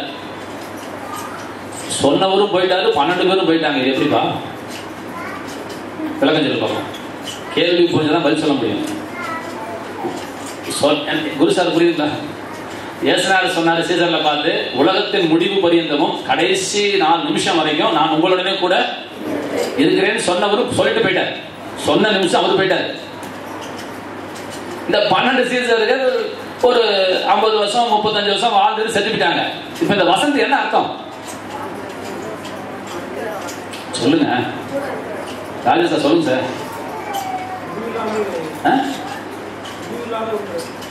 எப்படி அதான் 2 பேருக்கு முடிவு வந்துருச்சு. சொன்னவரும் போயிட்டாங்க, கேட்டவனும் போயிட்டாங்க. என்னங்க உலக, அதாவது அந்த வார்த்தை அவர்களுக்கு மட்டுமல்ல, உலகம் அழிகிற வரைக்கும் சீசன் வரதான் போறாங்க. உலகம் அழிகிற வரைக்கும் கர்த்தர் நம்மளோட கூட தான் போறாரு. அது அவர்களுக்கு மட்டும் சொல்லப்பட்ட வார்த்தை அல்ல, உலகம் அழிகிற வரைக்கும். அதாவது என்ன சொல்ல வரேன், அவர்களுக்கு சொன்ன வார்த்தை அவர்களுக்கு சொன்னப்பட்ட அவர்களுக்கு மட்டும் சொல்லப்பட்ட வார்த்தை அல்ல, உட்கார்ந்து இருக்கிற நமக்கும் சேர்த்து சொல்லப்பட்ட வார்த்தை. நீ சாகிற வரைக்கும் நான் உன்னோட கூட இருப்பேன்னு கர்த்தர் சொல்றாரு. உலகம் அழிகிற வரைக்கும், உலகம் அழிகிற வரைக்கும், உலகம் அழிகிற வரைக்கும் நான் உன்னோட கூட இருப்பேன் என்று கர்த்தர் சொல்றாரு. அப்ப இந்த சீசர்களுக்கு இந்த அதிகாரம் கொடுக்கிறாரா, தேவன் நமக்கும் அந்த அதிகாரத்தை கொடுத்திருக்கிறான்னு சொல்லுவாங்க. இப்ப லூக்கா 9:1 என்ன வாச்சோம்? சகல பிசாசுகளை துரத்தவும். எல்லாரும் சொல்லுங்க, சகல பிசாசுகளை துரத்தவும். அப்ப எல்லா பிசாசும் என்ன செய்ய முடியுங்க? துரத்த முடியும். யாராலைங்க? நம்மளால. சகல பிசாசுகளை துரத்தவும். நல்லா கவனிக்கணும். இதுல என்ன ஒரு பெரிய டிராபேக் அப்படின்னா, 0 வாட்ஸ் பல்பு போட்டா எரியுது, 1000 வாட்ஸ் பல்பு போட்டா எரியுமாங்க? எரியுமா? எரியாதா? ஒரு பல்பு, ஒரு ஹோல்டர்ல 0 வாட்ஸ் பல்பு வரைக்கும் ஆன் பண்றேன், எரியுது. 100 வாட்ஸ் பல்பு போட்டு ஆன் பண்ணா எரியுமா? எரியுங்கள? எரியும். 1000 வாட்ஸ் பல்பு போட்டா எனக்கு 0 வாட்ஸ் எரிஞ்சது 1000 வாட்ஸ் எரியுமான்னு கேட்கக்கூடாது. சார், எரிய வைக்கிறது நீ இல்ல சார், சின்ன தத்துவம் சார். எரிய வைக்கிறது நீ கிடையாது சார். நீ ரொம்ப ட்ரை பண்றீங்க. உன்னால என்னால ஒரு கொசுவை துரத்த முடியுமா? அப்புறம் என்ன இது? அப்ப துரத்துறது யாரு? சுத்த வைக்கிறது யாரு? எரிய வைக்கிறது யாரு? மின்சாரம். கடவுள் அல்ல. இதை எரிய வைக்கிறது மின்சாரம். அதுபோல வியாதிகளை குணமாக்குவது யாரு? தேவன். நீ என்ன செய்யறோம்? கனெக்ஷன் தரோம். ஆன் பண்ணும்போது இப்படி இருக்கிற வயர் இப்படி சேருது. இவ்வளவுதான் விஷயம். நீ சுவிட்ச் அமுக்கும்போது என்ன நடக்குது? இப்படி இருக்கிற வயர் இப்படி டக்குன்னு ஒட்டிக்குது. ஒட்டின உடனே இங்க வர கரண்ட் டக்குனு உருகுல போய் அங்க பல்புக்கு வரும். கனெக்ஷன் தருகிறோம். அது போல நீங்களும் நான் என்னதான், நம்ம என்னதான் வேலை செய்ய கூப்பிட்டுருக்கா நம்மள? நீ என்னமோ இதுல நீ உபவாசம் போட்டு ஜெபம் பண்ணி, நீ உபவாசம் போட்டு ஜெபம் பண்ணலாம், சுவிட்சை தொட வேண்டாம். ஆமேன்னு சொல்லுங்க. தொட்டாவே வரும். இதை ஒரு பந்தா பண்ணிட்டாங்க உபவாசம் போட்டு. சார், இயேசுநாதர் செத்ததை விடவும் உபவாசத்துக்கு வலிமை எனக்கு இன்னொரு வரைக்கும் என்னால் ஏற்றுக்கொள்ளவே முடியல. இயேசுநாதர் செத்ததை விட நீ இருந்த உபவாசத்துக்கு வல்லமை கூடுதலா? இயேசுநாதருடைய ரத்தத்தை பார்க்கணும் என்னுடைய ஜெபத்துக்கு வலிமை கூடுதலா? இல்லையா சார்? இல்லையே. அவர் செத்ததுனால உனக்கு விடுதலை சார், அவர் குணமாகனால உனக்கு குணம். புரியுதுங்களா? அப்ப நாங்க என்ன செய்யறோம்? உங்களையும் தேவனையும் இணைவுபடுத்துகிறோம். நீங்களும் என்ன செய்றீங்க? பயப்படாம வியாதியஸ்தர்களுக்காக ஜெபம் பண்ணுங்க, கேன்சர் வியாதிக்காக ஜெபம் பண்ணுங்க. உங்க வீட்டுல போர்டு மாட்டுங்க, இங்க பிசாசு துரத்தப்படும், பில்லி சூனியம் எடுக்கப்படும் சொல்லுங்க. ஏதாவது 2 3 உருட்டுங்க, உருட்டி விட்டுட்டு பாத்திரத்தை உருட்டு வயிற்று பிடிச்சி ஆட்டுங்க, 4 எதுக்கு வச்சு அடிங்க, ஏதோ ஒன்று செய்யுங்க. அடிச்சுட்டு போயிடுச்சுன்னு சொல்லி நான் போயிடுவான். சரியா போயிடும், அவ்வளவுதான். இங்க இருக்கிற பேய் போயிடுச்சுன்னா அங்க இருக்கிற பேய் போயிடும். அவன் அப்படி எதிர்பார்க்கலாம், 4 ஆட்டணும், உடுக்கு அடிக்கணும், டம் டம் டம் டம் டம் அடிக்கணும், ஒரு 1/2 மணி நேரமாவது போராட வேணாமா? 15 வருஷமா என் குடும்பத்தில் இருக்குது. நீ போனவொடனே ஏசு மாத்திரம் போனா அது சீனு போயிடுது. இதெல்லாம் இந்த ஜபத்துக்கெல்லாம் பேய் என்ன செய்யாது? எங்க இருக்குது பேய்? இப்ப பாருங்க, இங்க உட்கார்ந்துட்டு இருக்கான். அதனால அவங்களுக்கு திருப்திக்காக என்ன செய்ய வேண்டியதா இருக்குது? 21 நாள் உபவாச ஜபம், 7 நாள் உபவாச ஜபம் அப்படின்னு உபவாசம் போட்டு துரத்து கையை கட்டி கையை போத்து ஜெபம் பண்ணுவோம், அழுது ஜெபம் பண்ணுவோம், உருண்டு ஜெபம் பண்ணுவோம், புரண்டு ஜெபம் பண்ணுவோம் அப்படின்னு ஏமாத்திட்டே இருக்கிறாங்க. ஆகவே நீங்க அப்படி ஏமாற வேண்டிய அவசியம் கிடையாது. எல்லா பிசாசுகளை துரத்தவும் தேவன் நமக்கு அதிகாரத்தை தந்திருக்கிறார். 10-19 வாசிங்க. இதோ சர்ப்பங்களையும் தேள்களையும் மிதிக்கவும் சத்துருவினுடைய சகல வல்லமையை மேற்கொள்ளவும். எல்லாம் சொல்லுங்க, சத்துருனுடைய சகல வல்லமைகளையும். அப்படின்னா எல்லா வல்லமைகளையும். அங்க என்ன வாச்சோம்? எல்லா பிசாசுகளை தவிர்த்து அதிகாரமா. இங்க எல்லா வல்லமைகளையும் மேற்கொள்ள தேவன் நமக்கு அதிகாரம் தந்திருக்கிறார். கைகளை தட்டி சந்தோஷம் பாருங்க. கைகளை தட்டி உங்களுக்கே அந்த அதிகாரம் இருக்குது, உங்களுக்கே அந்த அதிகாரம் இருக்கிறது. எல்லா வல்லமைகளையும் மேற்கொள்ள மவுத்து வலி, மூட்டு வலி, முழங்கால் வலி, இடுப்பு வலி எல்லாம் ஜெயிப்பதற்கான பலனை தேவன் தந்திருக்கிறார். பரலோக ராஜ்யத்துல பரலோகத்துல வியாதி கிடையாது. 1000 வருட சாட்சியில வியாதி இல்ல. ஏதேன் தோட்டத்துல வியாதி இல்ல. வியாதி என்பது தேவனுடைய சித்தம் அல்ல, அது தேவனால் உண்டானதும் அல்ல, அது தேவன் கொடுப்பதும் அல்ல. ஒரு எந்த தாய் எந்த தகப்பனும் தான் புள்ள வியாதியோடு இருப்பதை விரும்புவது இல்லை.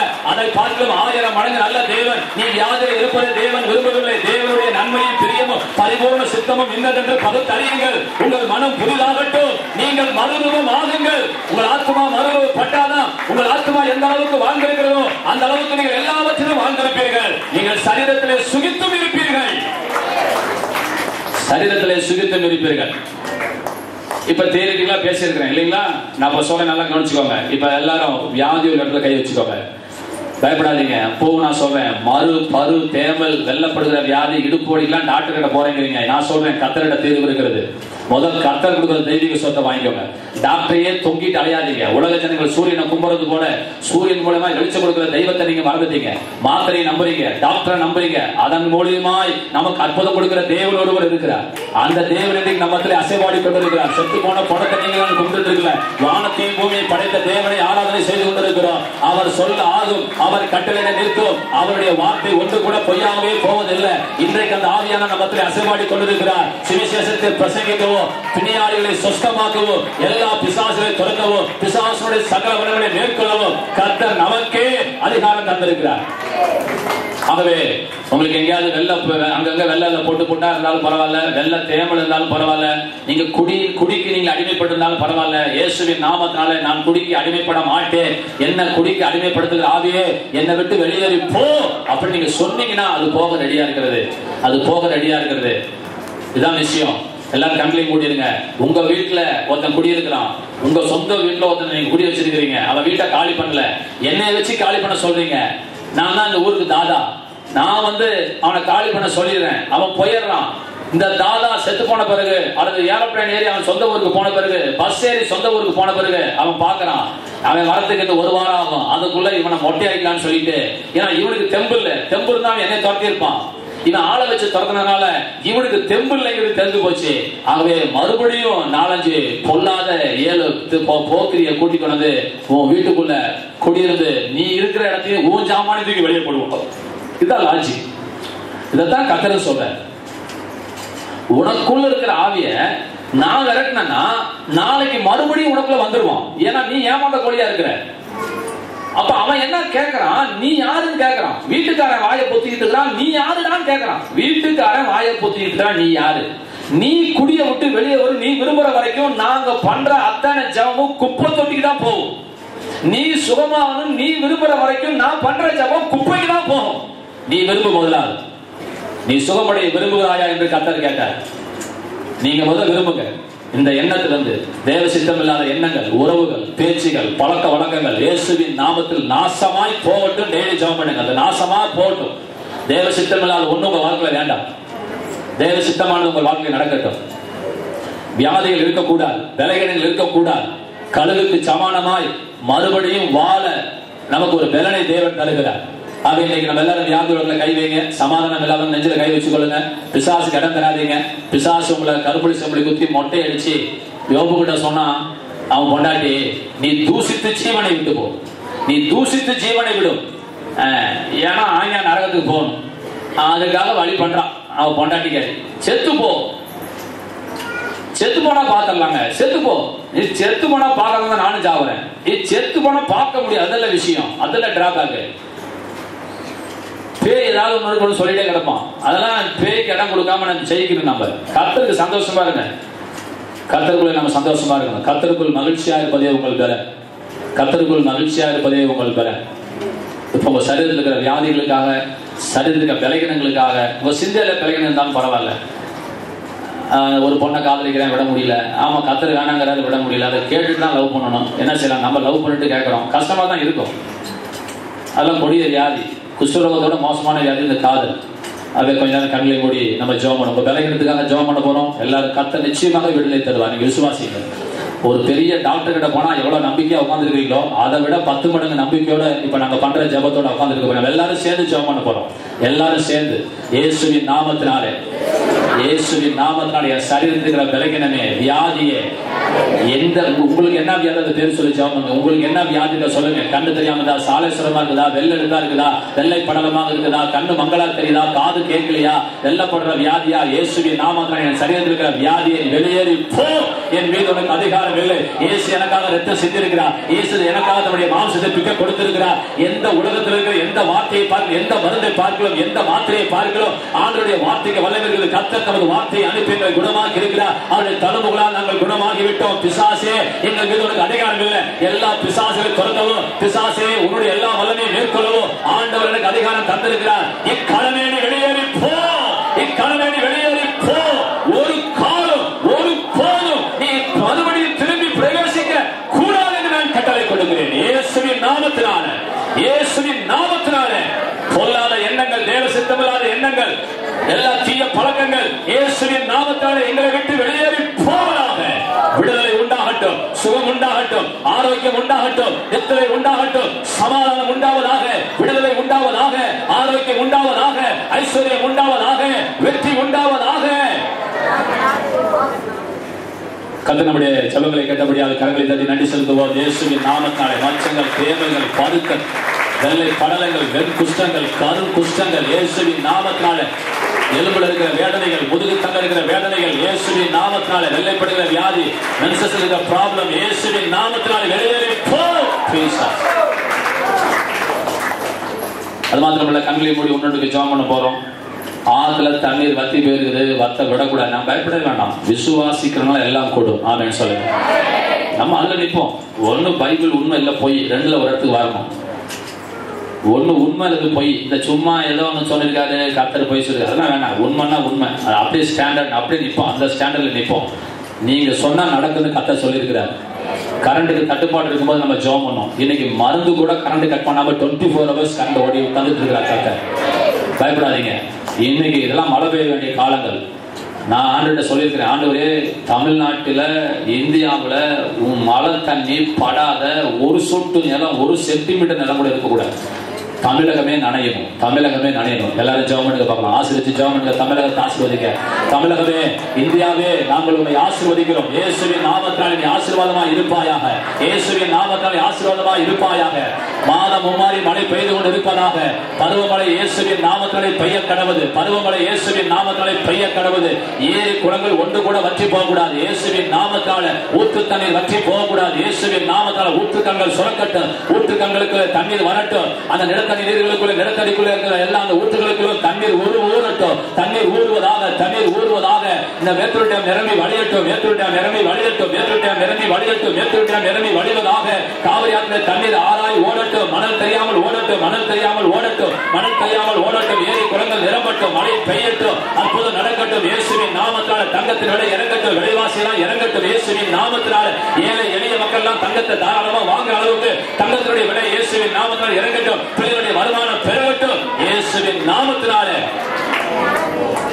தொடர்ந்து நம்ம ஜெபம் பண்ண போறோம். கர்த்தர் நம்முடைய ஜெபங்களை கேட்டு அற்புதமான மழையை தேவன் கட்டளை போறபடியால் கைகளை தட்டி நன்றி செலுத்துவோம். கர்த்தர் நல்லவர். நன்றி நன்றி நன்றி நன்றி நன்றி.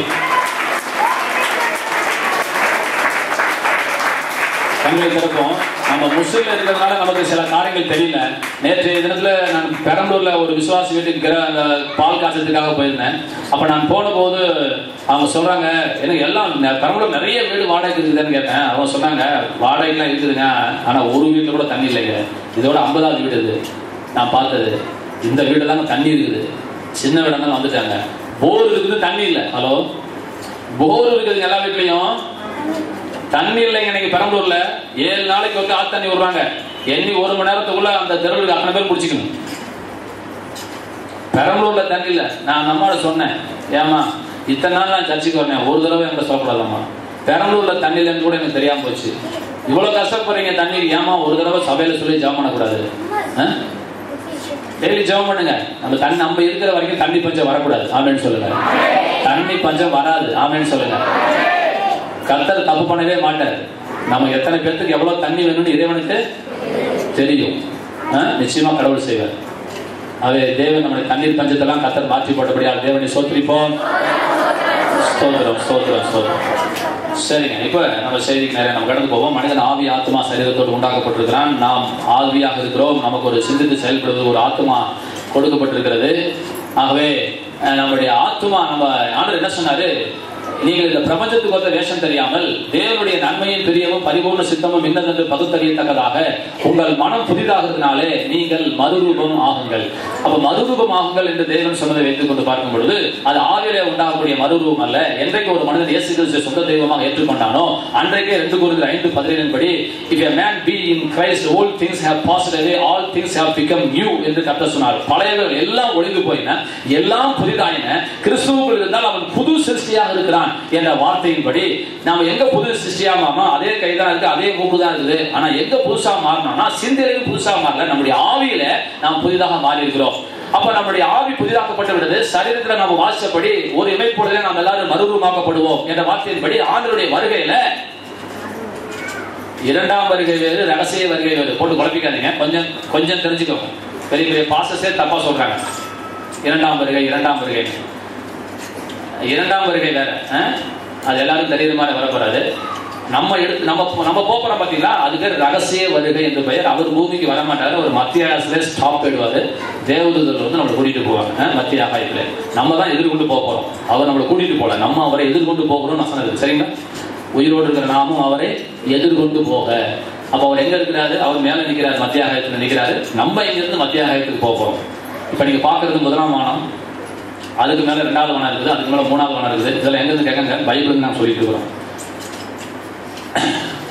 நேற்று எனக்கு ஒரு புதுசா ஒரு டவுட் வந்துச்சு.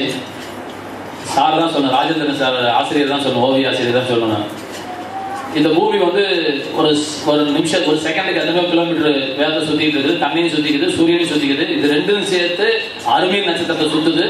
இத்தனையும் சேர்த்து வடதிசை நோக்கி 20 கிலோமீட்டர் வேகத்தில் நடந்துட்டு இருக்குதுன்னு சொல்றோம் சரிங்களா. ஆனா எனக்கு ஒரு டவுட்டு, இந்த மேகம் பார்த்தா அப்படியே தான் இருக்குது, நட்சத்திரம் பார்த்தா அப்படியே தான் இருக்குது, ஒண்ணு கொஞ்சம் கூட மாறலையே, கொஞ்சம் கூட. சரி, நட்சத்திரமா ரொம்ப தூரத்தில் இருந்து விட்டுருங்களேன், மேகம் இருக்கு பாத்தீங்கன்னா, வெள்ளை வெள்ளையா அந்த மேகம் இருக்கு பாத்தீங்களா, நீ சுத்துற வேகத்துக்கு மேகம் ஏன் சுத்தணுமா சுத்தக்கூடாது? என் கேள்வி புரியுதுங்களா? எனக்கு வந்து குழப்பம். டேவிட் உனக்கு புரியுதா? பூமி சுத்திட்டு இருக்கு இல்லையா, பூமி சுத்திட்டு இருக்கு, அந்த மேகம் அங்கேயே நம்ம கண்ணு கரெக்டா கணக்கு தெரியுது. அப்படி மேகம் நிக்குதுல்லப்பா, அந்த மேகம் கரெக்டா நம்ம கண்ணுக்கு தெரியுது. நீ இப்படி நகர்ந்தா அந்த மேகம் தூரம்ல போகணும் இல்லையா? அப்ப என்ன நடக்குது?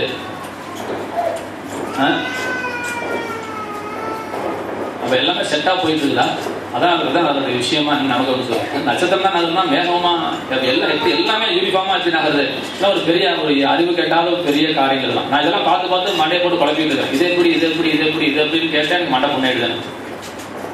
என் கேள்வி புரிஞ்சுதா? பூமி சுத்திட்டு இருக்கும்போது மேகம் இருக்குது. மேகம் சுத்தல, மேகம் சுத்தல அங்கதான் நிக்குது.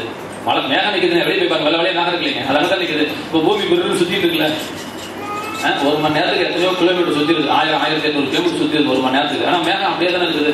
நைட் நீங்க பாக்குற அந்த 3 நட்சத்திரம் அப்படியே 3 நட்சத்திரம் அப்படியே தானே இருக்குது. 8 மணிக்கு பார்த்தா அப்படியே இருக்கு, 12 மணிக்கு அங்கே தானே இருக்குது. நீங்க சுத்த அது அப்படி கொஞ்சம் கொஞ்சமா நகர்லையாது சூரியன் போற மாதிரி. சரி, நம்ம விஷயத்துக்கு வருவோம். என்ன சொல்லிட்டு இருந்தேன்?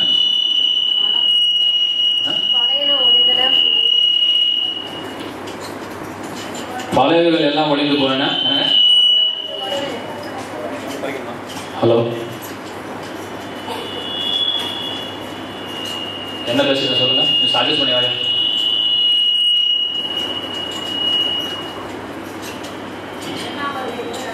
இரண்டாம் வருகை யோசிச்சுட்டேன். இரண்டாம் வருகை வேற, அது வந்து ரகசிய வருகை வேற என்று அதுக்காக சொல்லுவேன். அப்ப சரிதம் ஆண்டோடைய வருகையில மறுரூபப்பட போகுது. அப்ப எதுதான் மறுரூபப்படணும்னா மிச்சம் இருக்கிற ஒண்ணே ஒண்ணு ஆத்மா. ஆத்மா என்பது அறிவு, மனம், அந்த சிந்தை அல்லது அந்த வில் என்று சொல்லுவாங்க. இன்டலெக்ட், வில் அண்ட் எமோஷன் என்று சொல்றாங்க.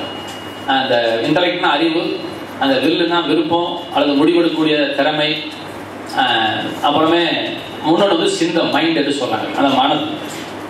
அப்ப இந்த 3 சேர்ந்த ஒன்றுக்கு பேர் ஆத்மா என்று வேத பண்டிதர்கள் பேர் வச்சிருக்கிறாங்க. இது 100க்கு 100 ஏற்றுக்கணுங்கிற எண்ணம் அப்படி இல்லை. அவங்க வேற வழி இல்லாம இப்படிதான் இருக்கணும் அப்படின்னு ஒரு கெஸ்ஸிங், அவ்வளவுதான், ஒரு அனுமானம். இந்த 3 சேர்ந்ததுதான் ஆத்மா.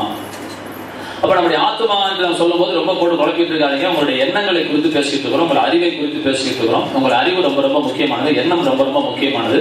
எண்ணம் போல வாழ்வு என்று பெரியவங்க சொல்லி வச்சிருக்கிறாங்க. யத்பாவம் தத்பவதி என்று இந்து மதம் சொல்லுகிறது. தாயை போல புள்ள, நூலை போல சேலை, எண்ணம் போல வாழ்வு, மனம் போல மாங்கல்யம் என்று சொன்னதுனால எண்ணங்களுக்கு வலிமை இருக்கிறது. எண்ணம் ரொம்ப ரொம்ப முக்கியமானது வாய்க்குது. எண்ணம் எந்த அளவுக்கு உயர்ந்திருக்கிறதோ அந்த அளவுக்கு தான் வாழ்க்கையில அவன் உயர்ந்திருக்க முடியும். எனக்கு என்ன டவுட்னா, நான் ஏற்கனவே கேட்டதுதான், ஒரு டாக்டருடைய மகன் எங்கேயாவது கண்டக்டரா போய் பார்த்துருக்கீங்களா? ஒரு நல்ல டாக்டர், எம்பிபிஎஸ் எம்டி முடிச்ச ஒரு டாக்டருடைய பையன் கண்டக்டராகவோ, கிளார்க்காகவோ, லெக்சராகவோ எனக்கு நான் இன்னும் அப்படி பார்க்கல. ஏன்னு கேட்டீங்கன்னா, தான் படிச்சு 40 வருஷம் 50 வருஷமா அவன் கத்துக்கிட்ட பாடத்தை 5 வருஷத்துக்குள்ள யாரும் பண்ணி வச்சிருவான். வச்சிருவான். இந்த திருச்சியில பண்ண ஒரு தெலுங்கானால ஒரு அம்மா பரம்பரையா 3வது தலைமுறையா பிரசவம் பார்த்துட்டு இருக்காங்க. இப்ப அந்த பேத்திக்கு நல்ல அறிவு. எப்படி வந்துச்சு அறிவு? எப்படி வந்துச்சு அறிவு? ஆத்தாக்காரி அவளுக்கு கொடுத்தா, மவகாரி இவளுக்கு கொடுத்துட்டான். இவங்க அந்த கிழவிக்கு இப்ப 65-20 வயசு இருக்கும். அப்ப அந்த அறிவெல்லாம் எங்க வந்துச்சு? இந்த பிள்ளை கொடுத்தா. அவ காலேஜ்ல படிச்சது கொஞ்சங்க. ஒண்ணு தெரிஞ்சுக்கோங்க, நீங்க காலேஜ்ல படிக்கிறது கம்மி, இங்க பிராக்டிகலா பாக்குறீங்க பாத்தீங்களா, அதுதான் நிறைய. அனுபவ அறிவு தான் ஏகப்பட்டது.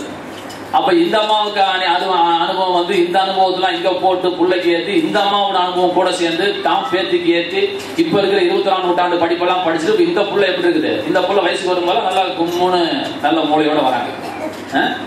எப்படி செய்யணும், என்ன செய்யணும் அப்படின்னு அந்த அறிவுக்குள்ள வராங்க. பாதி கடவுளாவே மாறிடுவாங்க. அந்த படிக்க படிக்க படிக்க படிக்க படிக்க படிக்க இவங்களே. இப்போ டாக்டர் சார் சொல்லுவாங்க, நாங்களாம் எய்ட்ஸ் வேலையை சோகப்படுத்துறோம் அப்படின்னு நான் கூட சொல்லியிருக்கிறேன்.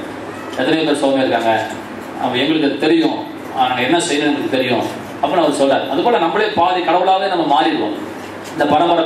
அப்ப என்ன சொல்ல வரேன், ஏன் டாக்டர் மகன் ஊர் போட்டு தெருக்கூட்ட போறதில்ல, ஏன் சாணி பொறுக்க போறதில்ல, ஏன் வந்து 2 வீலர் மெக்கானிக்கா போகல, ஏன் கார் மெக்கானிக்கா போகல, ஏன் அவன் பையனா இன்ஜினியர் டாக்டரா படிக்க வைக்கிறான்ல?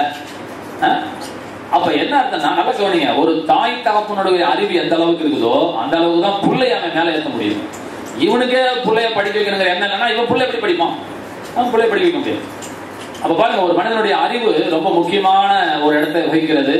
அதுதான் நான் சான்று சொல்றாரு, ஒருவனுடைய ஆத்மா எந்த அளவுக்கு வாழ்ந்திருக்கிறதோ அந்த அளவுக்கு அவன் சரீரத்திலேயும், அவன் பொருளாதாரத்திலேயும், அவன் வாழ்க்கையினுடைய எல்லா தரத்திலையும் அவன் மேம்பட்டு இருக்க முடியும். அவனுடைய எண்ணங்கள் ரொம்ப ரொம்ப முக்கியமானது. மனிதனுடைய எண்ணம் ரொம்ப முக்கியம் என்று அதை பத்தி பார்த்துட்டு வரோம். இன்னைக்கு ஒரு சில காரியங்களை சொல்லி நான் முடிச்சிடறேன், சீக்கிரம் முடிச்சிடறேன். பிசாசை பற்றி தவறான எண்ணங்கள் நமக்கு இருக்கக்கூடாது. பில்லி சூனிய செய்வனை பற்றி தவறான எண்ணங்களை நீங்கள் மனதிலே வைத்துக் கொண்டிருக்க கூடாது. ஏற்கனவே நான் சொன்னது போல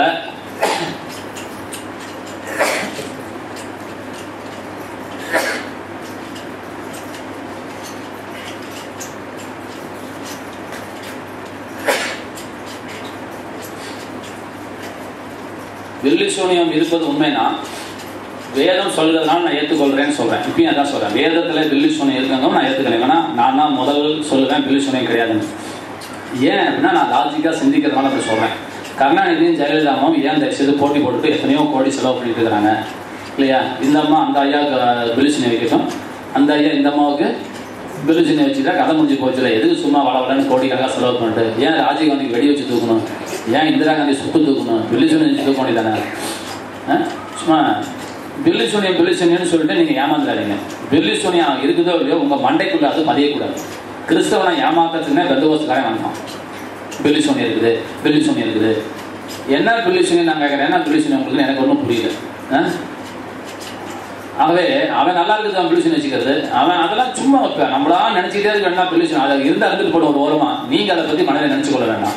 பிசாசுன்னு சொன்னா பில்லி சூனியம் இருக்குது, எங்க வீட்டில் வந்து ஜாம் பண்ணி பாருங்க, எங்களால் மேலேயே வர முடியல, உனக்கு மண்டையில மூலம் தான் நீ மேலே வருவ. நான் அந்த வீட்டுக்கு போறேன், எனக்கு ஏதாவது ஒரு முடி கருகி போச்சுன்னா நான் உனக்கு அடிமை நட்டி தரேன். ஏன்னா எங்களை ஒன்றும் செய்ய போறதில்லை. எத்தனை பேர்த்த பேய் அமுக்குது? ஏதாவது ஒரு நாத்திகவாதியை பேய் அமுக்கி கேள்விப்பட்டிருக்கீங்களா? தெரியுமா உங்களுக்கு? ஒரு நாத்திகவாதி கூட பேய் தொடர்றது அமுக்கியதான் ஏத்துக்குவானே, அவன் அமுக்காதான் அமுக்கலாங்கிறான். அப்ப பேய்க்கும் தெரியுது போல இருக்குது. ஆலங்கண்டு ஏத்துமா ஆலங்காட்டு பிசாசுங்கிற மாதிரி பேய்க்கும் தெரிஞ்சா வச்சிருக்குது. என் கருத்து என்னன்னா, பேய் அங்க இல்ல, பேய் மண்டைக்குள்ள இருக்குங்கதான் என் கருத்து.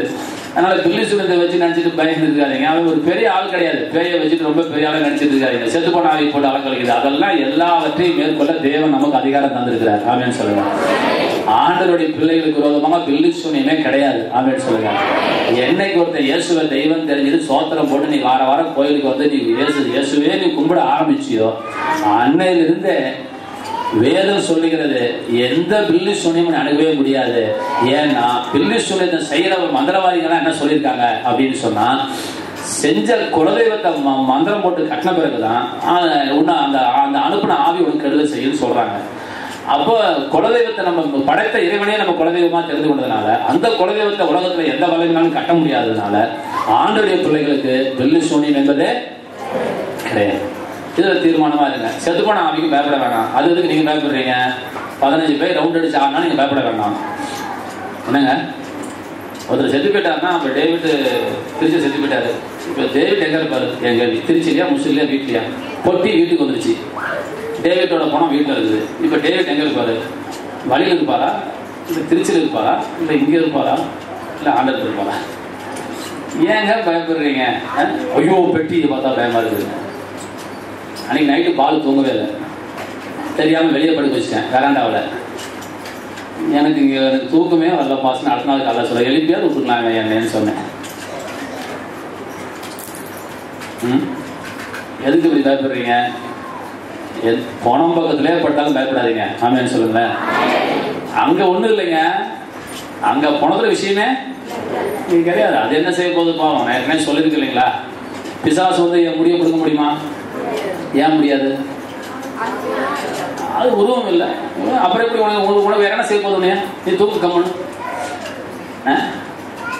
இப்ப டேவிட் செத்துறாரு, அவர் பாயாசம் நக்கும் போது செத்துறாரு, கடைசி நக்கும் போது செத்துறாரு. நாங்க நிபவி நக்கிட்ட நக்க முடியுமா? முடியுமா? என் கேள்வி பதில் சொல்லு. அவ அதே முடியல மூடிட்டு கிட. நீ என்ன செய்ய போற? உன்னாலே பாயாசத்தை நக்க முடியலையே, நீ என்ன செய்ய போற? ஏன் பயப்படுற? நீங்க ஏன் பயப்படுறீங்க? ஒண்ணுக்கும் பயப்படாதீங்க. ஆமென் சொல்லுங்க. அப்ப பிசாசு எங்க டீல் பண்றான்? அங்க வாங்க, அங்க பாயிண்ட் வாங்க. இப்ப பிசாசு எங்க டீல் பண்றான் அப்படின்னா, உங்களுடைய எண்ணங்களிலே அவன் டீல் பண்றான். கொஞ்சம் அவனுக்கு லாஜிக் தெரியும், சத்தியம் தெரியும் பிசாசுக்கு. அதனால அவன் அப்படிதான் வரான். என்ன சரவணன் சார், ஒரு காரை திருப்பத்துக்கு நீங்க என்ன செய்றீங்க? ஒரு கார் வந்து கிழக்கு போயிட்டு இருக்காது, மேற்க திருப்பத்துக்கு நீங்க என்ன செய்யணும்? 15 பேர் சேர்ந்து திருப்பணுமா? 15 பேர் சேர்ந்து திருப்ப வேண்டிய அவசியம் இல்லை. அப்படி திருப்பினா முட்டாப்ப இல்லைங்களா? ஸ்டேரிங் அப்படி ஒரு நோடு இப்படி திருப்பி வச்சிட்டோம்னா போதும், கார் என்ன செய்ய போகுது? இப்ப இது பிசாசுக்கு தெரியும். உன் வாழ்க்கையை திருப்ப நீங்க நினைச்சிட்டு இருக்கிறீங்க உன் உடம்புல வியாதி கொண்டு வரணும், அதெல்லாம் தேவையில்லை. பேய்க்கு உன் மனசுல கொண்டாந்து உனக்கு வியாதி இருக்கிற மாதிரி ஒரு எண்ணத்தை கொடுத்துட்டா போதும். எண்ணத்தை கொடுத்துட்டா போதும். இந்த வேலைன்னு ஒரு அம்மா இருக்கிறாங்க. அந்த அம்மாவுக்கு உடம்பு சரியில்லாம போச்சு கொஞ்ச நாளைக்கு முன்னாடி. டாக்டர்கிட்ட போனா அவன் உச்சந்தலிருந்து உள்ளாங்க செக் பண்ணி பார்த்துட்டான். கடைசியில் சொல்லிட்டான் உங்களுக்கு பைத்தியம் பிடிச்சி போச்சுங்க, அதாவது சைக்காட்ரிஸ்ட் அனுப்புறான். என்ன சொன்னா முதல் தடவை வாய்க்குள்ள கை விட்டு வாந்தி எடுத்தாங்க. வாந்தி வராமிச்சு முதல் தடவை ரொம்ப கஷ்டமா இருக்கு, நெஞ்ச கட்ட போட்டாங்க. அதான் எனக்கு என்னன்னு தெரியல, என்ன சின்ன தெரியல. உடனே புடகளை போட்டு ஓடு 2 வரலையும் உள்ள விட்டு குத்தி எடுத்த பிறகு அடுத்த தடவை வரும்போது ஆஹா குத்துற பிறகு வந்துச்சு இல்ல, அப்புறம் 2வது தடவை குத்து என்ன தெரியுமா, உள்ளெல்லாம் புண்ணாயிடுச்சு, தொண்டைக்குள்ளேயே புண்ணு. இப்ப வாந்தி என்ன செஞ்சாலும் நிக்கல. அப்புறம் டாக்டர் சொல்லிட்டு நான் எங்கிட்ட என்ன கூப்பிட்டான், வியாதி வந்து அவங்க உடம்புல இல்லைங்க சார், 50,000 செலவு பண்ணதான் வேஸ்ட். வியாதி வந்து அவங்க மனசுல இருக்குது, அவங்க வாந்தி வர மாதிரியே வருதுன்னு நினைச்சுக்கிறாங்க, குத்துணும் நினைச்சுக்கிறாங்க. இது 2ஐயும் அவங்களால கண்ட்ரோல் பண்ணவே முடியல. தூக்க மாத்திரை போட்டு படுக்க வச்சு 1 மாசம் படுக்க வச்சாதான் மறப்பாங்க அப்படின்னு தூக்க மாத்திரை எழுதி கொடுத்துட்டான். இந்த மூக்கை சொரியுது, சொரிஞ்சு ரத்தம் ஊற்றி மூக்கு கிழிஞ்சா கூட உறப்பில்லை. அது சரியா போயிடும், இவங்க சரியா போக மாட்டாங்க. சரிங்க, இப்ப நான் என்ன சொல்ல வரேங்க, டாக்டர் சார் குரு சாருக்கு தெரியும் நினைக்கிறேன். கிட்டத்தட்ட அதிகபட்சமான நோய்கள் மனதின் காரணமாக தான் வருது இல்லைங்க, ஒத்துக்கலாமா? இல்லை எங்கிட்ட டாக்டர் சொன்னாங்க, நான் சொல்ல வரேன். அவர் சொன்ன பெர்சன்டேஜ் அதிகமாக இருந்துச்சு. எனக்கு 90க்கு மேலே சொல்லிட்டாரு டாக்டர். சைக்காட்ரிஸ்ட் எங்கிட்ட சொன்னார் 90% மேல உள்ள அத்தனை வியாதிகளுக்கும் அடிப்படை காரணம் அவங்களுடைய மனது தான் அப்படின்னு அவர் என்கிட்ட சொன்னாரு. அதுல ஒரு 10% இன்னும் வச்சுக்கலாமே. எனக்கு மனதின் அடிப்படையில் வருது இல்லைங்களா, கவலைப்படுறது, நீங்க டென்ஷன் ஆகுறது, இதுதான் உங்களுக்கு பிளட் பிரஷரை ஏத்துறது, இறக்குறது, வியாதி வர்றது எல்லாமே உங்க கையில தான் இருக்குது. எல்லாத்துக்கும் அடிப்படை என்னன்னு சொன்னா உங்களுடைய மனம் தான் காரணம், உங்களுடைய எண்ணங்கள் தான் காரணமா இருக்குது. இவ பிசாசு நம்மளை எங்க டீல் பண்றான் அப்படின்னா உன்னுடைய எண்ணத்திலே அவன் டீல் பண்றான். உன்னை தோற்கடிக்கிறது அவனுக்கு ஒரு பெரிய விஷயமே கிடையாது. உன் சிந்தையில எப்படியாவது நீ தோத்துருவேங்கிற எண்ணத்தை அவன் கொடுக்க முயற்சி பண்றான். இதனால நான் சொல்றேன், பிசாசுக்கு வந்து பயப்படாதீங்க. பிசாசு உங்களுக்குள்ள இருந்து இப்படிதான் டீல் பண்றான். சரி, இப்ப அவன் எப்படி டீல் பண்ண போறான்னு இன்னைக்கு 2 காரியம் சொல்லிட்டு முடிச்சிடறேன். மிச்சத்தை நம்ம அடுத்த வாரம் நம்ம பார்ப்போம். முதலாவது, அவன் சூழ்நிலை மூலமாக நம்மளுடைய எண்ணத்தை மாற்றுகிறான். நல்லா விளைங்க, சூழ்நிலையை அவன் சாதகமாக பயன்படுத்துகிறான். அவனுக்கு நமக்கு பைபிள் இருக்குது, நமக்கு ஒரு பிரசங்கம் இருக்குது. பிசாசுக்கு பைபிளும் கிடையாது, ஒரு பிரசங்கமும் கிடையாது. அப்ப அவன் எப்படி நம்மளுடைய எண்ணத்தை திருப்புறான் அப்படின்னு சொன்னா சூழ்நிலையை அவன் சாதகமாக பயன்படுத்துகிறான். இதை மட்டும் புரிஞ்சுக்கோங்க. ஏங்க நீங்க ஆண்டருக்குள்ள இருக்கிறீங்க, உங்க வீட்டுக்காரரு ஆண்டருக்குள்ள இல்ல. இப்ப அவன் என்ன செய்யறான், நேரா போய் உங்கள்கிட்ட அடிக்கிறான். அவன் போய் டமான்னு அடிச்சிடறான். இப்ப உங்கள்கிட்ட என்ன சொல்றான், இவெல்லாம் புருஷனா பாத்தியா, இவனை கட்டிட்டு நீ மாறடிக்கிற அப்படின்னு சொல்லிட்டு உங்கள்கிட்ட சொல்றான். பாரு என்ன பாரு, ஒரு இதுக்கு போய் இவ்வளவு பெரிய அடியாங்கிறான். அவன் பாரு அவங்கிட்ட சொல்றான், பாரு நீ எடுன்னு சொல்றான், அவன் எடுக்காம இருக்கிறா பாரு, இவன் பொண்டாட்டியான்னு அவங்கிட்ட சொல்றான். இப்படியே 2 பேரையும் சில்ல முடிஞ்சு விட்டு 2 பேரையும் சண்டையை வாங்கி விட்டு இருக்கிறான் பிசாசு. அப்ப என்ன நடக்குது, என்ன சொல்ற கேளுங்க, சூழ்நிலை மூலமாக உங்களுக்குள்ளே அவன் வந்து உங்களுடைய விசுவாசத்தை எடுத்து போட அல்லது உங்களுடைய எண்ணங்களை மாற்ற அவன் முயற்சி பண்ணுகிறான். டாக்டர் கிட்ட போறீங்க, டாக்டர் கிட்ட போனோடனே உங்களுக்கு டயபெட்டிஸ் வந்துருச்சுங்க, இனி சாகிற வரைக்கும் நீங்க மாத்திரை சாப்பிடணும்னு சொல்றீங்க. நீங்க அதை தான் நம்புவீங்க? சொல்லுங்க, அதுதான் நம்புவீங்க. அதை தான் நம்ப வேண்டாம்னு கர்த்தர் சொல்றாரு. அதற்கும் மேல வேதம் என்ன சொல்லுகிறது, அதான் உலகத்துக்கு ஒத்து வேஷம் தெரியாமல், வேஷங்கிற வார்த்தை மூல பாசையில் இல்ல, உலகத்துக்கு ஒத்து போகாமல் வேதத்துக்கு ஒத்து போகாமல் அர்த்தம். உலகத்துக்கு ஒத்து போகாதுன்னா வேதத்துக்கு ஒத்து போங்க, வேதனுடைய வார்த்தைக்கு ஒத்து போங்க. சீசர் பேதுரு கடலை நடந்துட்டு இருக்கிறாரு, நல்லா நடந்தாரு.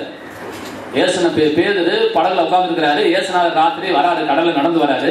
எல்லாம் பேயின்னு பயப்படுறாங்க. பேதுரு மாத்திரம் பாக்குறான், இல்ல இது ஆண்டவர் மாதிரி எனக்கு தெரியுது, இது பேய் கிடையாது, வெயிட் பண்ணுங்க நான் கேட்கறேன்ட்டு ஆண்டவர் இயேசுவே இது நீரே, ஆனால் நானும் உங்களை போல நடந்து வரணும் அப்படின்னு கேட்கறான். ஆண்டவர் சொன்னாரு வெரி குட் வாப்பா அப்படின்னாரு. இவன் உடனே நடந்துட்டான். நடந்த உடனே இப்ப என்ன ஆயிடுச்சு அப்படின்னா வேதம் சொல்லுகிறது, காற்று பலமா அடிக்கிறதை கண்டு பயந்து அமிழத் தொடங்கினான். இவ்வளவுதான் வசனம், அருமையான வசனம். சொல்லுங்க, காற்று பலமா அடிக்கிறதை கண்டு பயந்து அமிழ்ந்து போகையில். இப்ப சும்மா இவனை பேதுருவை முழுகடிக்க பிசாசால முடியாது. பாருங்களேன், உங்க பிசினஸ கவுக்க பிசாசால முடியாது. உங்களுக்கு வியாதியை கொடுக்க பிசாசால முடியாது. அவன் என்ன செய்யறான்? முதலாவது உடம்ப தொடறதுக்கு முன்னாடி யானை வரும் பின்னே மணி ஓசை வரும் முன்னேங்கிறது போல அவன் முதலாவது உங்க சிந்தையை அவன் தொடுக்கிறான். இதை மட்டும் விளைவிக்கோங்க. உங்க சிந்தையை தான் அவன் டச் பண்ணான். நீங்களே கவனிச்சு பாருங்க. ஃபீவரிஷா இருக்குதுங்க, அது ஒரு வார்த்தை இங்கிலீஷ் அனுப்பிச்சிருக்கலாம். என்ன வார்த்தைங்க? அது ஃபீவர் வரல, வர மாதிரி இருக்கிறதுக்கு பேர் ஒரு பேர் வச்சா மாதிரி இங்கிலீஷ்ல. ஃபீவரிஷா இருக்குதுங்க. தொட்டு பார்த்தா நமக்கு சூடு தெரியாது, ஆனா அவனுக்கு எப்படி இருக்கான் பாரு. அது ஒரு 3 பேர் சொல்லிடுவானா ஃபீவரிஷ் ஃபீவரிஷ் ஃபீவரிஷ்னா, ஏங்க டல்லா இருக்குறீங்க, ஃபீவரிஷா இருக்குதுங்க. அவ்வளோதான் சொல்ல சொல்ல சொல்ல சொல்ல அந்த ஃபீவரிஷ் ஃபீவராகவே மாறிடும். இதை ஃபீவரிஷ் ஃபீவர் ஆக்குறதே இவன் தான். ஃபீவரிஷ் ஃபீவரிஷ் சொல்லி சொல்லி சொல்லி சொல்லி சொல்லி ஃபீவர் வாங்கிடுவான். அப்போ முதலாவது அவன் எங்கே தான் தொடறான் அப்படின்னா, இவன் மண்டையை இவன் உடம்பு சிந்தையை தொடர்றான். அதுக்கப்புறம் தான் உடம்பை தொட முடியும். சிந்தையை தொடர்றான். இப்போ வேலையெல்லாம் பாருங்க, நைட் 2 மணி ஆனாலும் தூக்கம் வரலைங்க. எப்போ தூக்கம் வரும்? அதுதான் அந்த என்னது கற்காலத்து கல்லுல செதுக்கி வச்சது போல சிந்தனை செதுக்கி வச்சிடறோம். என்னாச்சு? படுத்தா என்ன பண்ண பண்ணிருங்க? 2 மணி ஆகுதுயா. அதை வேற கன்ஃபஸ் பண்றோம் பாயில். 2 மணி ஆகுதுங்க தூக்கம் வருதுங்க. நல்ல அருமையான கன்ஃபெஷன், ரைட்டா? இனிமேல் ஏசுனாருல உங்க அப்பா வந்தா கூட அவுக்க முடியாது. அதான் அவன் சொன்னபடி ஆகுன்ட்டாரு. நீ என்ன சொன்ன?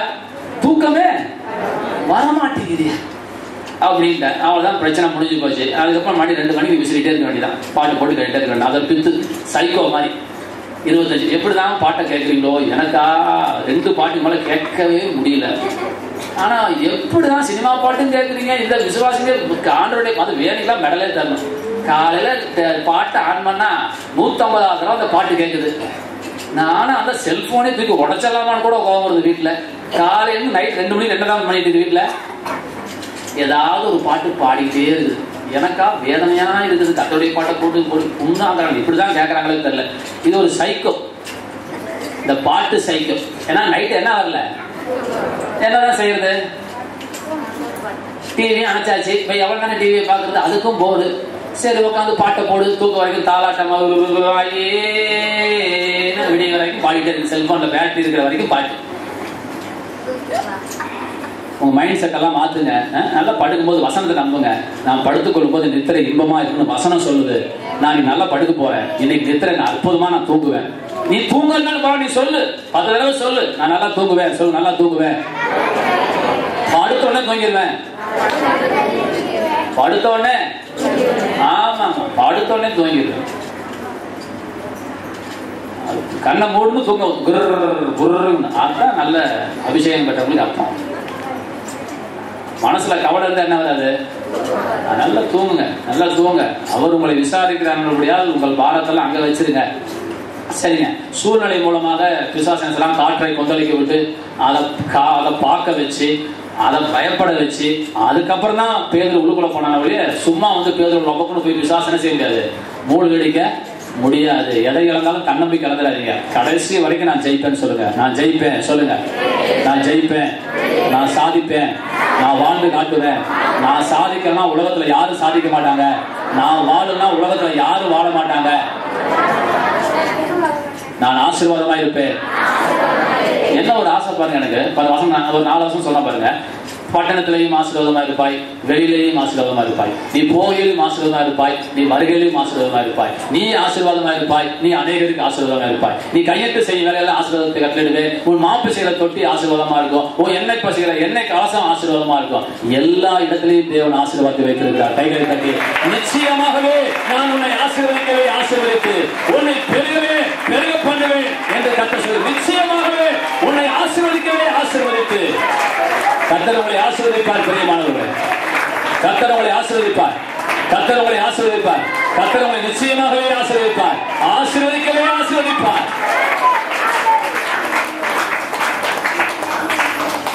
நீங்க சொல்ல மாட்டீங்களா? சொல்லி முடிச்சையா? அதெல்லாம் சொல்லணும், அதெல்லாம் சொல்லணும். அதை சொன்னாதான் நம்ம வாக்குல தப்பு நடக்காது. நீங்க சொல்ல விடக்கூடாது, நீங்க சொல்லணும். நீங்க நல்லா சொல்லுங்க. சூழ்நிலையை பார்க்காதீங்க, சூழ்நிலையை பார்க்க கூடாது. சூழ்நிலை என்ன செய்யக்கூடாது? ஆமா, மேகங்கள் வரட்டும், காத்து அடிக்கட்டும், சூழ்நிலையை பார்க்காம உங்களை விசுவாசத்துல உறுதியாயிருங்க. நம்ம ஜெயிக்க போறோம். நிச்சயமா சொல்றேன், அற்புதமான தெய்வீக சுகத்தை கர்த்தர் நமக்கு தரப்போகிறார். நம்ம அதையும் பார்க்க வேண்டிய அவசியம் இல்லை. கர்த்தர் நமக்கு அற்புதமான ஒரு விடுதலையை தேவன் நமக்கு வைத்திருக்கிறார். பக்கத்தில் 1000 பேர், வலப்பக்கத்தில் 10,000 பேர் விழுந்தாலும் அது ஒன்றும் உண்மை அணுகாது. ஆகவே சூழ்நிலை மூலமாக அவன் பிசாசு கிரியை செய்கிறான். இரண்டாவது ஒரு காரியம் சொல்லி முடிச்சேன். இரண்டாவது என்ன செய்யறான் அப்படின்னா, மனிதர்கள் மூலமாக பிசாசு கிரியை செய்கிறான். நான் வச்சுக்கொள்ளுங்க, இப்போ சூழ்நிலையை பார்க்காம இருக்கணும். ஆகவே சூழ்நிலை மூலமா கிரியை செய்யறான். சூழ்நிலையை நம்பாதீங்க நம்பாதீங்க நம்பாதீங்க. ரெண்டாவது, அவனுக்கு வேற வழியே தெரியல, மனுஷர்கள் மூலமாக, அதை பத்தி தொடர்ந்து அடுத்த வாரம் பேசுவோம். மனுஷர்கள் மூலமாக அவன் தன்னுடைய கருத்துக்களை, நம்முடைய எண்ணங்களை அவன் மாற்ற முயற்சிக்கிறான். பவுலை வச்சுதான் எல்லாத்தையும் கொண்டுகிட்டு இருந்தான். அவனை வச்சுதான் கர்த்தர் திரும்ப மாத்தினார். மனிதர்கள் மூலமாக அவன் உங்களுக்குள்ள இருக்கிற சூழ்நிலைகளை, அவங்க எண்ணங்களை அவன் மாற்றுகிறான். ஃப்ரெண்ட்ஷிப் வந்தாங்க, என் தோழர்கள் சொன்னாங்க, அவங்க சொன்னாங்க, இவங்க சொன்னாங்க, அவங்க மூலியமாலாம் பேய் தான் பேசுவான். பயப்படாதீங்க. நீங்க யாருக்கு ஆலோசனை கேட்டாலும் அவன் பேய் ரெடியா இருக்கிறான் உங்களுக்கு ஆலோசனை கொடுக்க, தப்பான ஆலோசனை கொடுக்க. ஆனால் வேதம் சொல்லுகிறது, நீங்கள் ஆலோசனை கேட்க வேண்டும் என்று வேதம் சொல்லுது. இப்ப யோசிச்சு பாருங்க, இருக்கிற மாதிரி பாருங்க, மனுஷன் மூலியமா பேய் பேசலாம். ஆனா கர்த்தர் சொல்றாரு, நீங்க நிச்சயமா ஒரு காரியத்தை செய்யும் போது 4 பேருக்கு என்ன செய்யணுமா? ஆலோசனை கேட்கணும். அதை அப்படியே ஏத்துக்காத. அதை 4 பேருக்கு நீ ஆலோசனை கேட்கும் போது கர்த்தர் கூட ஆலோசனை கொடுத்துருவார். எந்த ஆலோசனை சரியான ஆலோசனை, இது எது என்னோட ஆலோசனை அப்படின்னு கர்த்தர் கரெக்டா கொடுத்துருவார் நம்மகிட்ட. அவன் சொன்ன அத்தனையும் காலை வச்சு சொல்லலாம். ஆக மனிதர்கள் மூலமாக உங்களை பிசாசு என்ன செய்யலாம்? உங்களை தேவனுடைய வார்த்தைக்கு விட்டு விலகி உங்களை வழிநடத்தும்படி அவன் திட்டமிடுகிறான். மனிதர்கள் மூலமாக உங்களை சந்திக்க, உங்களை எண்ணத்தை மாற்ற பிரயாசப்படுகிறான். இது ரெண்டையும் நம்ம சமாளிக்கணும். மிச்சத்தை தொடர்ந்து அவன் எப்படி பேசுறாங்க அடுத்த வாரம் பேசுவோம். கவலை மூலியமாக, பயத்தின் மூலமாக, அதேரியத்தின் மூலமாக, பாடுகளின் மூலமாக, உபத்திரவத்தின் மூலமாக, சோதனையின் மூலமாக அவன் நம்மளுடைய விசுவாசத்தை எடுக்கிறான், நம்மளுடைய காரியங்களை எடுக்கிறான். கண்களை கொடுக்க நம்ம ஜெபம் பண்ணுவோம். பிசாசுக்காக நீங்க பயப்பட வேண்டிய அவசியம் இல்லை. அவன் பெரிய ஆளும் கிடையாது. அவன் புதுசா தந்திரத்தை கண்டுபிடிச்சு உள்ள விட நினைக்காதீங்க. அவன் ஆதி காலத்துல ஆதாம எப்படி ஏமாத்துறானோ அதே தந்திரத்தோட தான் ஏமாத்திட்டு இருக்கிறான். புதுசா அவனுக்கு ஒரு மூளையை கிளம்பி எல்லாம் ஒன்றும் போகல. கர்த்தர் நமக்கு மூளையை தந்திருக்கிறார். பிசாசனுடைய சகல வல்லமைகளையும் சகல தந்திரங்களையும் மேற்கொள்ள கர்த்தர் நமக்கு வல்லமையும் அதிகாரத்தையும் ஞானத்தையும் கர்த்தர் நமக்கு தந்திருக்கிறார். உங்களை யாரும் அசைச்சிக்கவே முடியாது. சொல்லுங்க, என்னை யாரும் அசைச்சிக்கவே முடியாது. நான் தேவனுடைய பிள்ளை. கர்த்தர் என்னை நேசிக்கிறார். என்னை நேசிக்கிற எல்லாரை பார்க்கலாம், என்னை நேசிக்கிற என் தாயை பார்க்கலாம், கர்த்தர் என்னை அதிகமாக நேசிக்கிறார். கண்களை மூடுங்க. ஒரே ஒரு காரியம் மார்க்கத்தை நான் சொல்லிடுறேன். சூரியனை உலக ஜனங்கள் நமஸ்காரம் பண்ணுகிறார்கள். காரணம், சூரியனை படைத்தவர் இறைவன் என்று அறியாத காரணத்தினால். சூரியனால் தான் உசுரோட வாழ்றாங்க, உண்மைதான். ஆனால் சூரியனை தெய்வமாக கையெழுத்து வணங்கிவிட்டார்கள். அதை படைத்த ஒருவன் இருக்கிறான் என்பதை மறந்து போய்விட்டார்கள். கிறிஸ்தவர்களும் அதே போல என்ன செய்யறாங்க? அம்மா தாயே, நான் சொல்றேன், விளங்கிக்கோங்க. உங்களுக்கு ஒரு நல்ல கணவன் கிடைச்சா, உங்களுக்கு ஒரு நல்ல புள்ள கிடைச்சா, நான் இப்பவும் சொல்றேன், கணவன் தெய்வம் அல்ல. நான் இன்னைக்கு சொல்றேன், எத்தனை ஜென்மம் கழிச்சுன்னா தெரிஞ்சுக்கோங்க, இறைவன் ஒரு மனிதன் மூலமாக தம்முடைய நேசத்தை உங்களுக்கு காண்பித்தார். மகிமையெல்லாம் நீங்க இறைவனுக்கு தான் தரணும். மகிமையெல்லாம் இறைவனுக்கு தான் தரணும். கணவன் தெய்வம் அல்ல. கணவன் மூலியமாய் அப்படி ஒரு நல்ல கணவனை உனக்கு தேவன் தந்திருக்கிறார். உன்னை நேசித்தது உன் கணவன் அல்ல, உன்னை நேசித்தது தேவாதி தேவன். உன்னை நேசிக்கிறதுனால உன்னை நேசிக்கிற ஒரு கணவனை கர்த்தர் தருகிறார். உனக்கு நல்ல புள்ள கிடைச்சதுன்னா அதுக்கு தேவன் உனக்கு அப்படி புள்ளையை தந்திருக்கிறார். உனக்கு ஒரு நல்ல அம்மா இருந்துச்சுன்னா உனக்கு தேவன் தந்திருக்கிறார். உங்க அம்மா தெய்வம் அல்ல, உங்க அப்பா தெய்வம் அல்ல, இறைவன் தான் தெய்வம். அவர் தான் தெய்வம், அவர் தான் தெய்வம். ஒரு சூரியன் போனா 7 சூரியனை கர்த்தர் தருவார். சூரியன் நம்பிட்டு தான் அழுதுட்டு இருப்பான். சூரியனை நம்பாத, சூரியனை படைச்ச கடவுளை நம்பு. கடவுளுடைய ஸ்தானத்துல எதையும் வைக்காத. கடவுள் ஒருவரே கடவுள். உன் தேவனாகிய கர்த்தர் ஒருவரே கர்த்தர். அவருக்கு நிகராக அந்த உலகத்துல யாரையும் வைக்காதீங்க. அவர்தான் உங்க இடத்துல அன்பு கூறுவதற்கு, உங்களுக்கு சம்பாதிக்கிறதுக்கு ஒரு வேலையை தந்தார். வேலை கடவுள் அல்ல. உனக்கு தேவன் படிப்பை தந்தார். படிப்பு கடவுள் அல்ல. நீ நல்லா இருக்கிறதுக்காக படிப்பை தந்தார். நீ கையில சம்பாதிக்கிறதுக்காக ஒரு வேலையை கொடுத்தார். பிஇ படிச்ச அத்தனை பேரும் லட்சம் சம்பாதிச்சிட்டு இருக்கா சார்? பிஇ முடிச்ச அத்தனை பேரும் லட்சக்கணக்கா சம்பாதிச்சிட்டு இருக்கல. 2 நாளைக்கு முன்னாடி சீனிவாசன் சென்னையில இருந்து வந்திருக்கிறாப்படி. தம்பி 10th முடிச்சிருக்காங்க, +2 முடிச்சிருக்கான்னு தெரியாது, டிப்ளமோ முடிச்சிருக்காரு.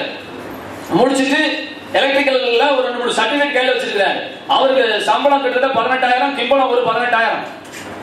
சரிங்க, அவருக்கு கீழே வேலை செய்யறவர் யாருங்க? பிஇ ஃப்ரெஷ்ஷா முடிச்சு வந்து உட்கார்ந்துட்டு இருக்கிறவங்க. அவங்களுக்கு எவ்வளவு சார் சம்பளம்? 6,000 ரூபாய் சம்பளம். அப்ப அந்த இன்ஜினியரிங் படிச்ச பையன் வந்து சீனி கட்ட அழுதுறாங்க. என்ன அழுதுறாங்க? இவன் சீனி கேட்கறான், ஏங்க வேற கம்பெனில வேலை கிடைக்கலையாங்க, ஏங்க இங்க வந்தீங்க? அண்ணா நீங்க சொன்னா நம்ப மாட்டீங்க, நான் சாப்பிட்டு 1 மாசம் நல்ல சாப்பாடு இல்ல.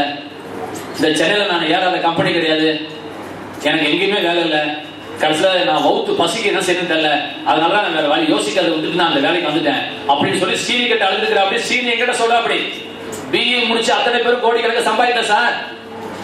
சார் கர்த்தருடைய அனுகிரகம் இருக்க வேண்டும். கர்த்தர் உன்னோட கூட இருந்து கர்த்தர் உன்னை ஆசீர்வதிப்பார். வல்லவனுக்கு புல்லும் ஆயுதம், கர்த்தருக்கு எல்லாமே ஆயுதம். சார் கர்த்தர் தான் உன்னை ஆசீர்வதிக்கிறார். வேலையை கூப்பிடாத, வேலை தெய்வம் இல்ல, வேலையை கண்டவர் தெய்வம். எல்லா டாக்டரும் வெடி கட்டிட்டு இருக்காங்க நினைச்சிட்டு இருக்காதீங்க. சாப்பாட்டுக்கு டாக்டர் வாங்க காட்டுறேன், நல்ல துணிமணி போடாத டாக்டர் வாங்க நான் காட்டுறேன். சார் தேவன் கடவுள் ஒருவர் இருக்கிறார். அவர் ஐஸ்வர்யத்தை சம்பாதிப்பதற்கான அனுகிரகத்தை கர்த்தர் உனக்கு தருகிறார். அவரை பாருங்க. வேலையை நம்பிட்டு உட்கார்ந்துட்டு இருக்காரு. உன் படிப்பை நம்பாத, உன் பொண்டாட்டியை நம்பாத சார். ஒரு நிமிஷத்துல பால் கெட்டு போற மாதிரி கெட்டு போயிடுவோம். நினைச்சிட்டு இருக்கிறீங்களா? உங்க பொண்டாட்டி நல்லவங்கட்டு அவங்களுக்கு பிடிச்சதை செஞ்சிட்டு இருக்கிற வரைக்கும் நீங்க நல்லவங்க சார். அவங்களுக்கு பிடிக்காத ஒண்ணு செஞ்சு பாருங்க, அவங்கள மாதிரி 1ஆம் நம்பர் விரோதி யாரும் இருக்க மாட்டாங்க. நீங்க நினைக்கிறீங்களா? பாசம் எங்க அதிகமா இருக்கோ அவங்க விரோதம் அதிகமா இருக்கும். அதான் சைக்காலஜி. அதெல்லாம் வராம கர்த்தர் பாதுகாத்துட்டு இருக்கிறார். ஏன்னா அவர் உங்களை நேசிக்கிறார். ஏன் நீங்க மகிமையை தெய்வத்துக்கு செலுத்தக்கூடாது? உங்களுக்கு நல்ல வீட்டுக்காரர் கிடைச்சாங்கன்னா, நல்ல மனைவி கிடைச்சாங்கன்னா, நீங்க டெய்லி காலையில யாருக்கு சோத்திரம் சொல்லணும்? கர்த்தருக்கு சோத்திரம் சொல்லுங்க. நல்ல அம்மா கிடைச்சா, கர்த்தாவே இந்த நல்ல அம்மா எனக்கு தந்தீங்களே உங்களுக்கு சோத்திரப்பா அப்படி சொல்லுங்க. யூதர்கள் அப்படிதான் செஞ்சாங்க. பூவை பார்க்கும்போது இந்த பூவுக்கு வாசனை வச்சு, இந்த வாசனை கொண்டு என்னை சந்தோஷப்படுத்துற தெய்வமே. திராட்சை ஜூஸை குடிக்கும் போது திராட்சை பழத்தை வச்சு, அதுக்குள்ள ஜூஸை வச்சு, அதுக்குள்ள இன்பத்தை வச்சு, அதுக்குள்ள ருசியை வச்சு, அந்த ருசியை கொண்டு என்னை சந்தோஷப்படுத்துகிற தெய்வமே உங்க ஸ்தோத்திரம்னு சொல்லுவாங்களாம். நமக்கு என்ன சார் போச்சு புத்தி? தெய்வத்துக்கு நீங்கள் சாட்சி உள்ளாய் வாழுங்கள். தெய்வத்துக்கு நன்றி உள்ளாய் வாருங்க. தெய்வத்துக்கு சோத்திரம் சொல்லுங்க. தெய்வத்துக்கு சோத்திரம் சொல்லுங்க. கொடுத்ததுக்கு சோத்திரம் சொல்லுங்க. கர்த்தர் இம்மட்டுமாய் நன்மைகளை செய்திருக்கிறாரே, அதை நினைச்சு பாருங்க. சும்மா ஒரே நிமிஷம் தூக்கி போடுறதல்ல. அவருக்கு இருக்கிற ஞானம் உலகத்துல யாருக்குமே கிடையாது. அவருக்கு தெரியும் எந்த நேரத்துல எதை செய்யணும், எப்படி செய்யணும், யார் மூலியமா செய்யணும், எல்லாம் தேவனுக்கு கணக்கச்சிதமா தெரியும். கண்களை மூடுவோம், ஸ்தோத்திரம் சொல்லுவோம். ஸ்தோத்திரம் ஆண்டவரே, நன்றி செலுத்துவோம். நன்றி நன்றி நன்றி நன்றி நன்றி நன்றி நன்றி கர்த்தாவே, நன்றியோடு நாங்கள் உங்களை ஸ்தோத்திரிக்கிறோம். நம்ம ரெண்டு நிற்போம், திருவுருந்துக்கு ஆயத்தப்படுவோம். திருவுருந்துக்கு ஆயத்தப்படுவோம். வரிசையா இல்லைங்க, பக்கத்துல உங்களை பார்த்து நீங்க ஞானஸ்தானம் எடுத்தாச்சான்னு கேட்டுக்கோங்க.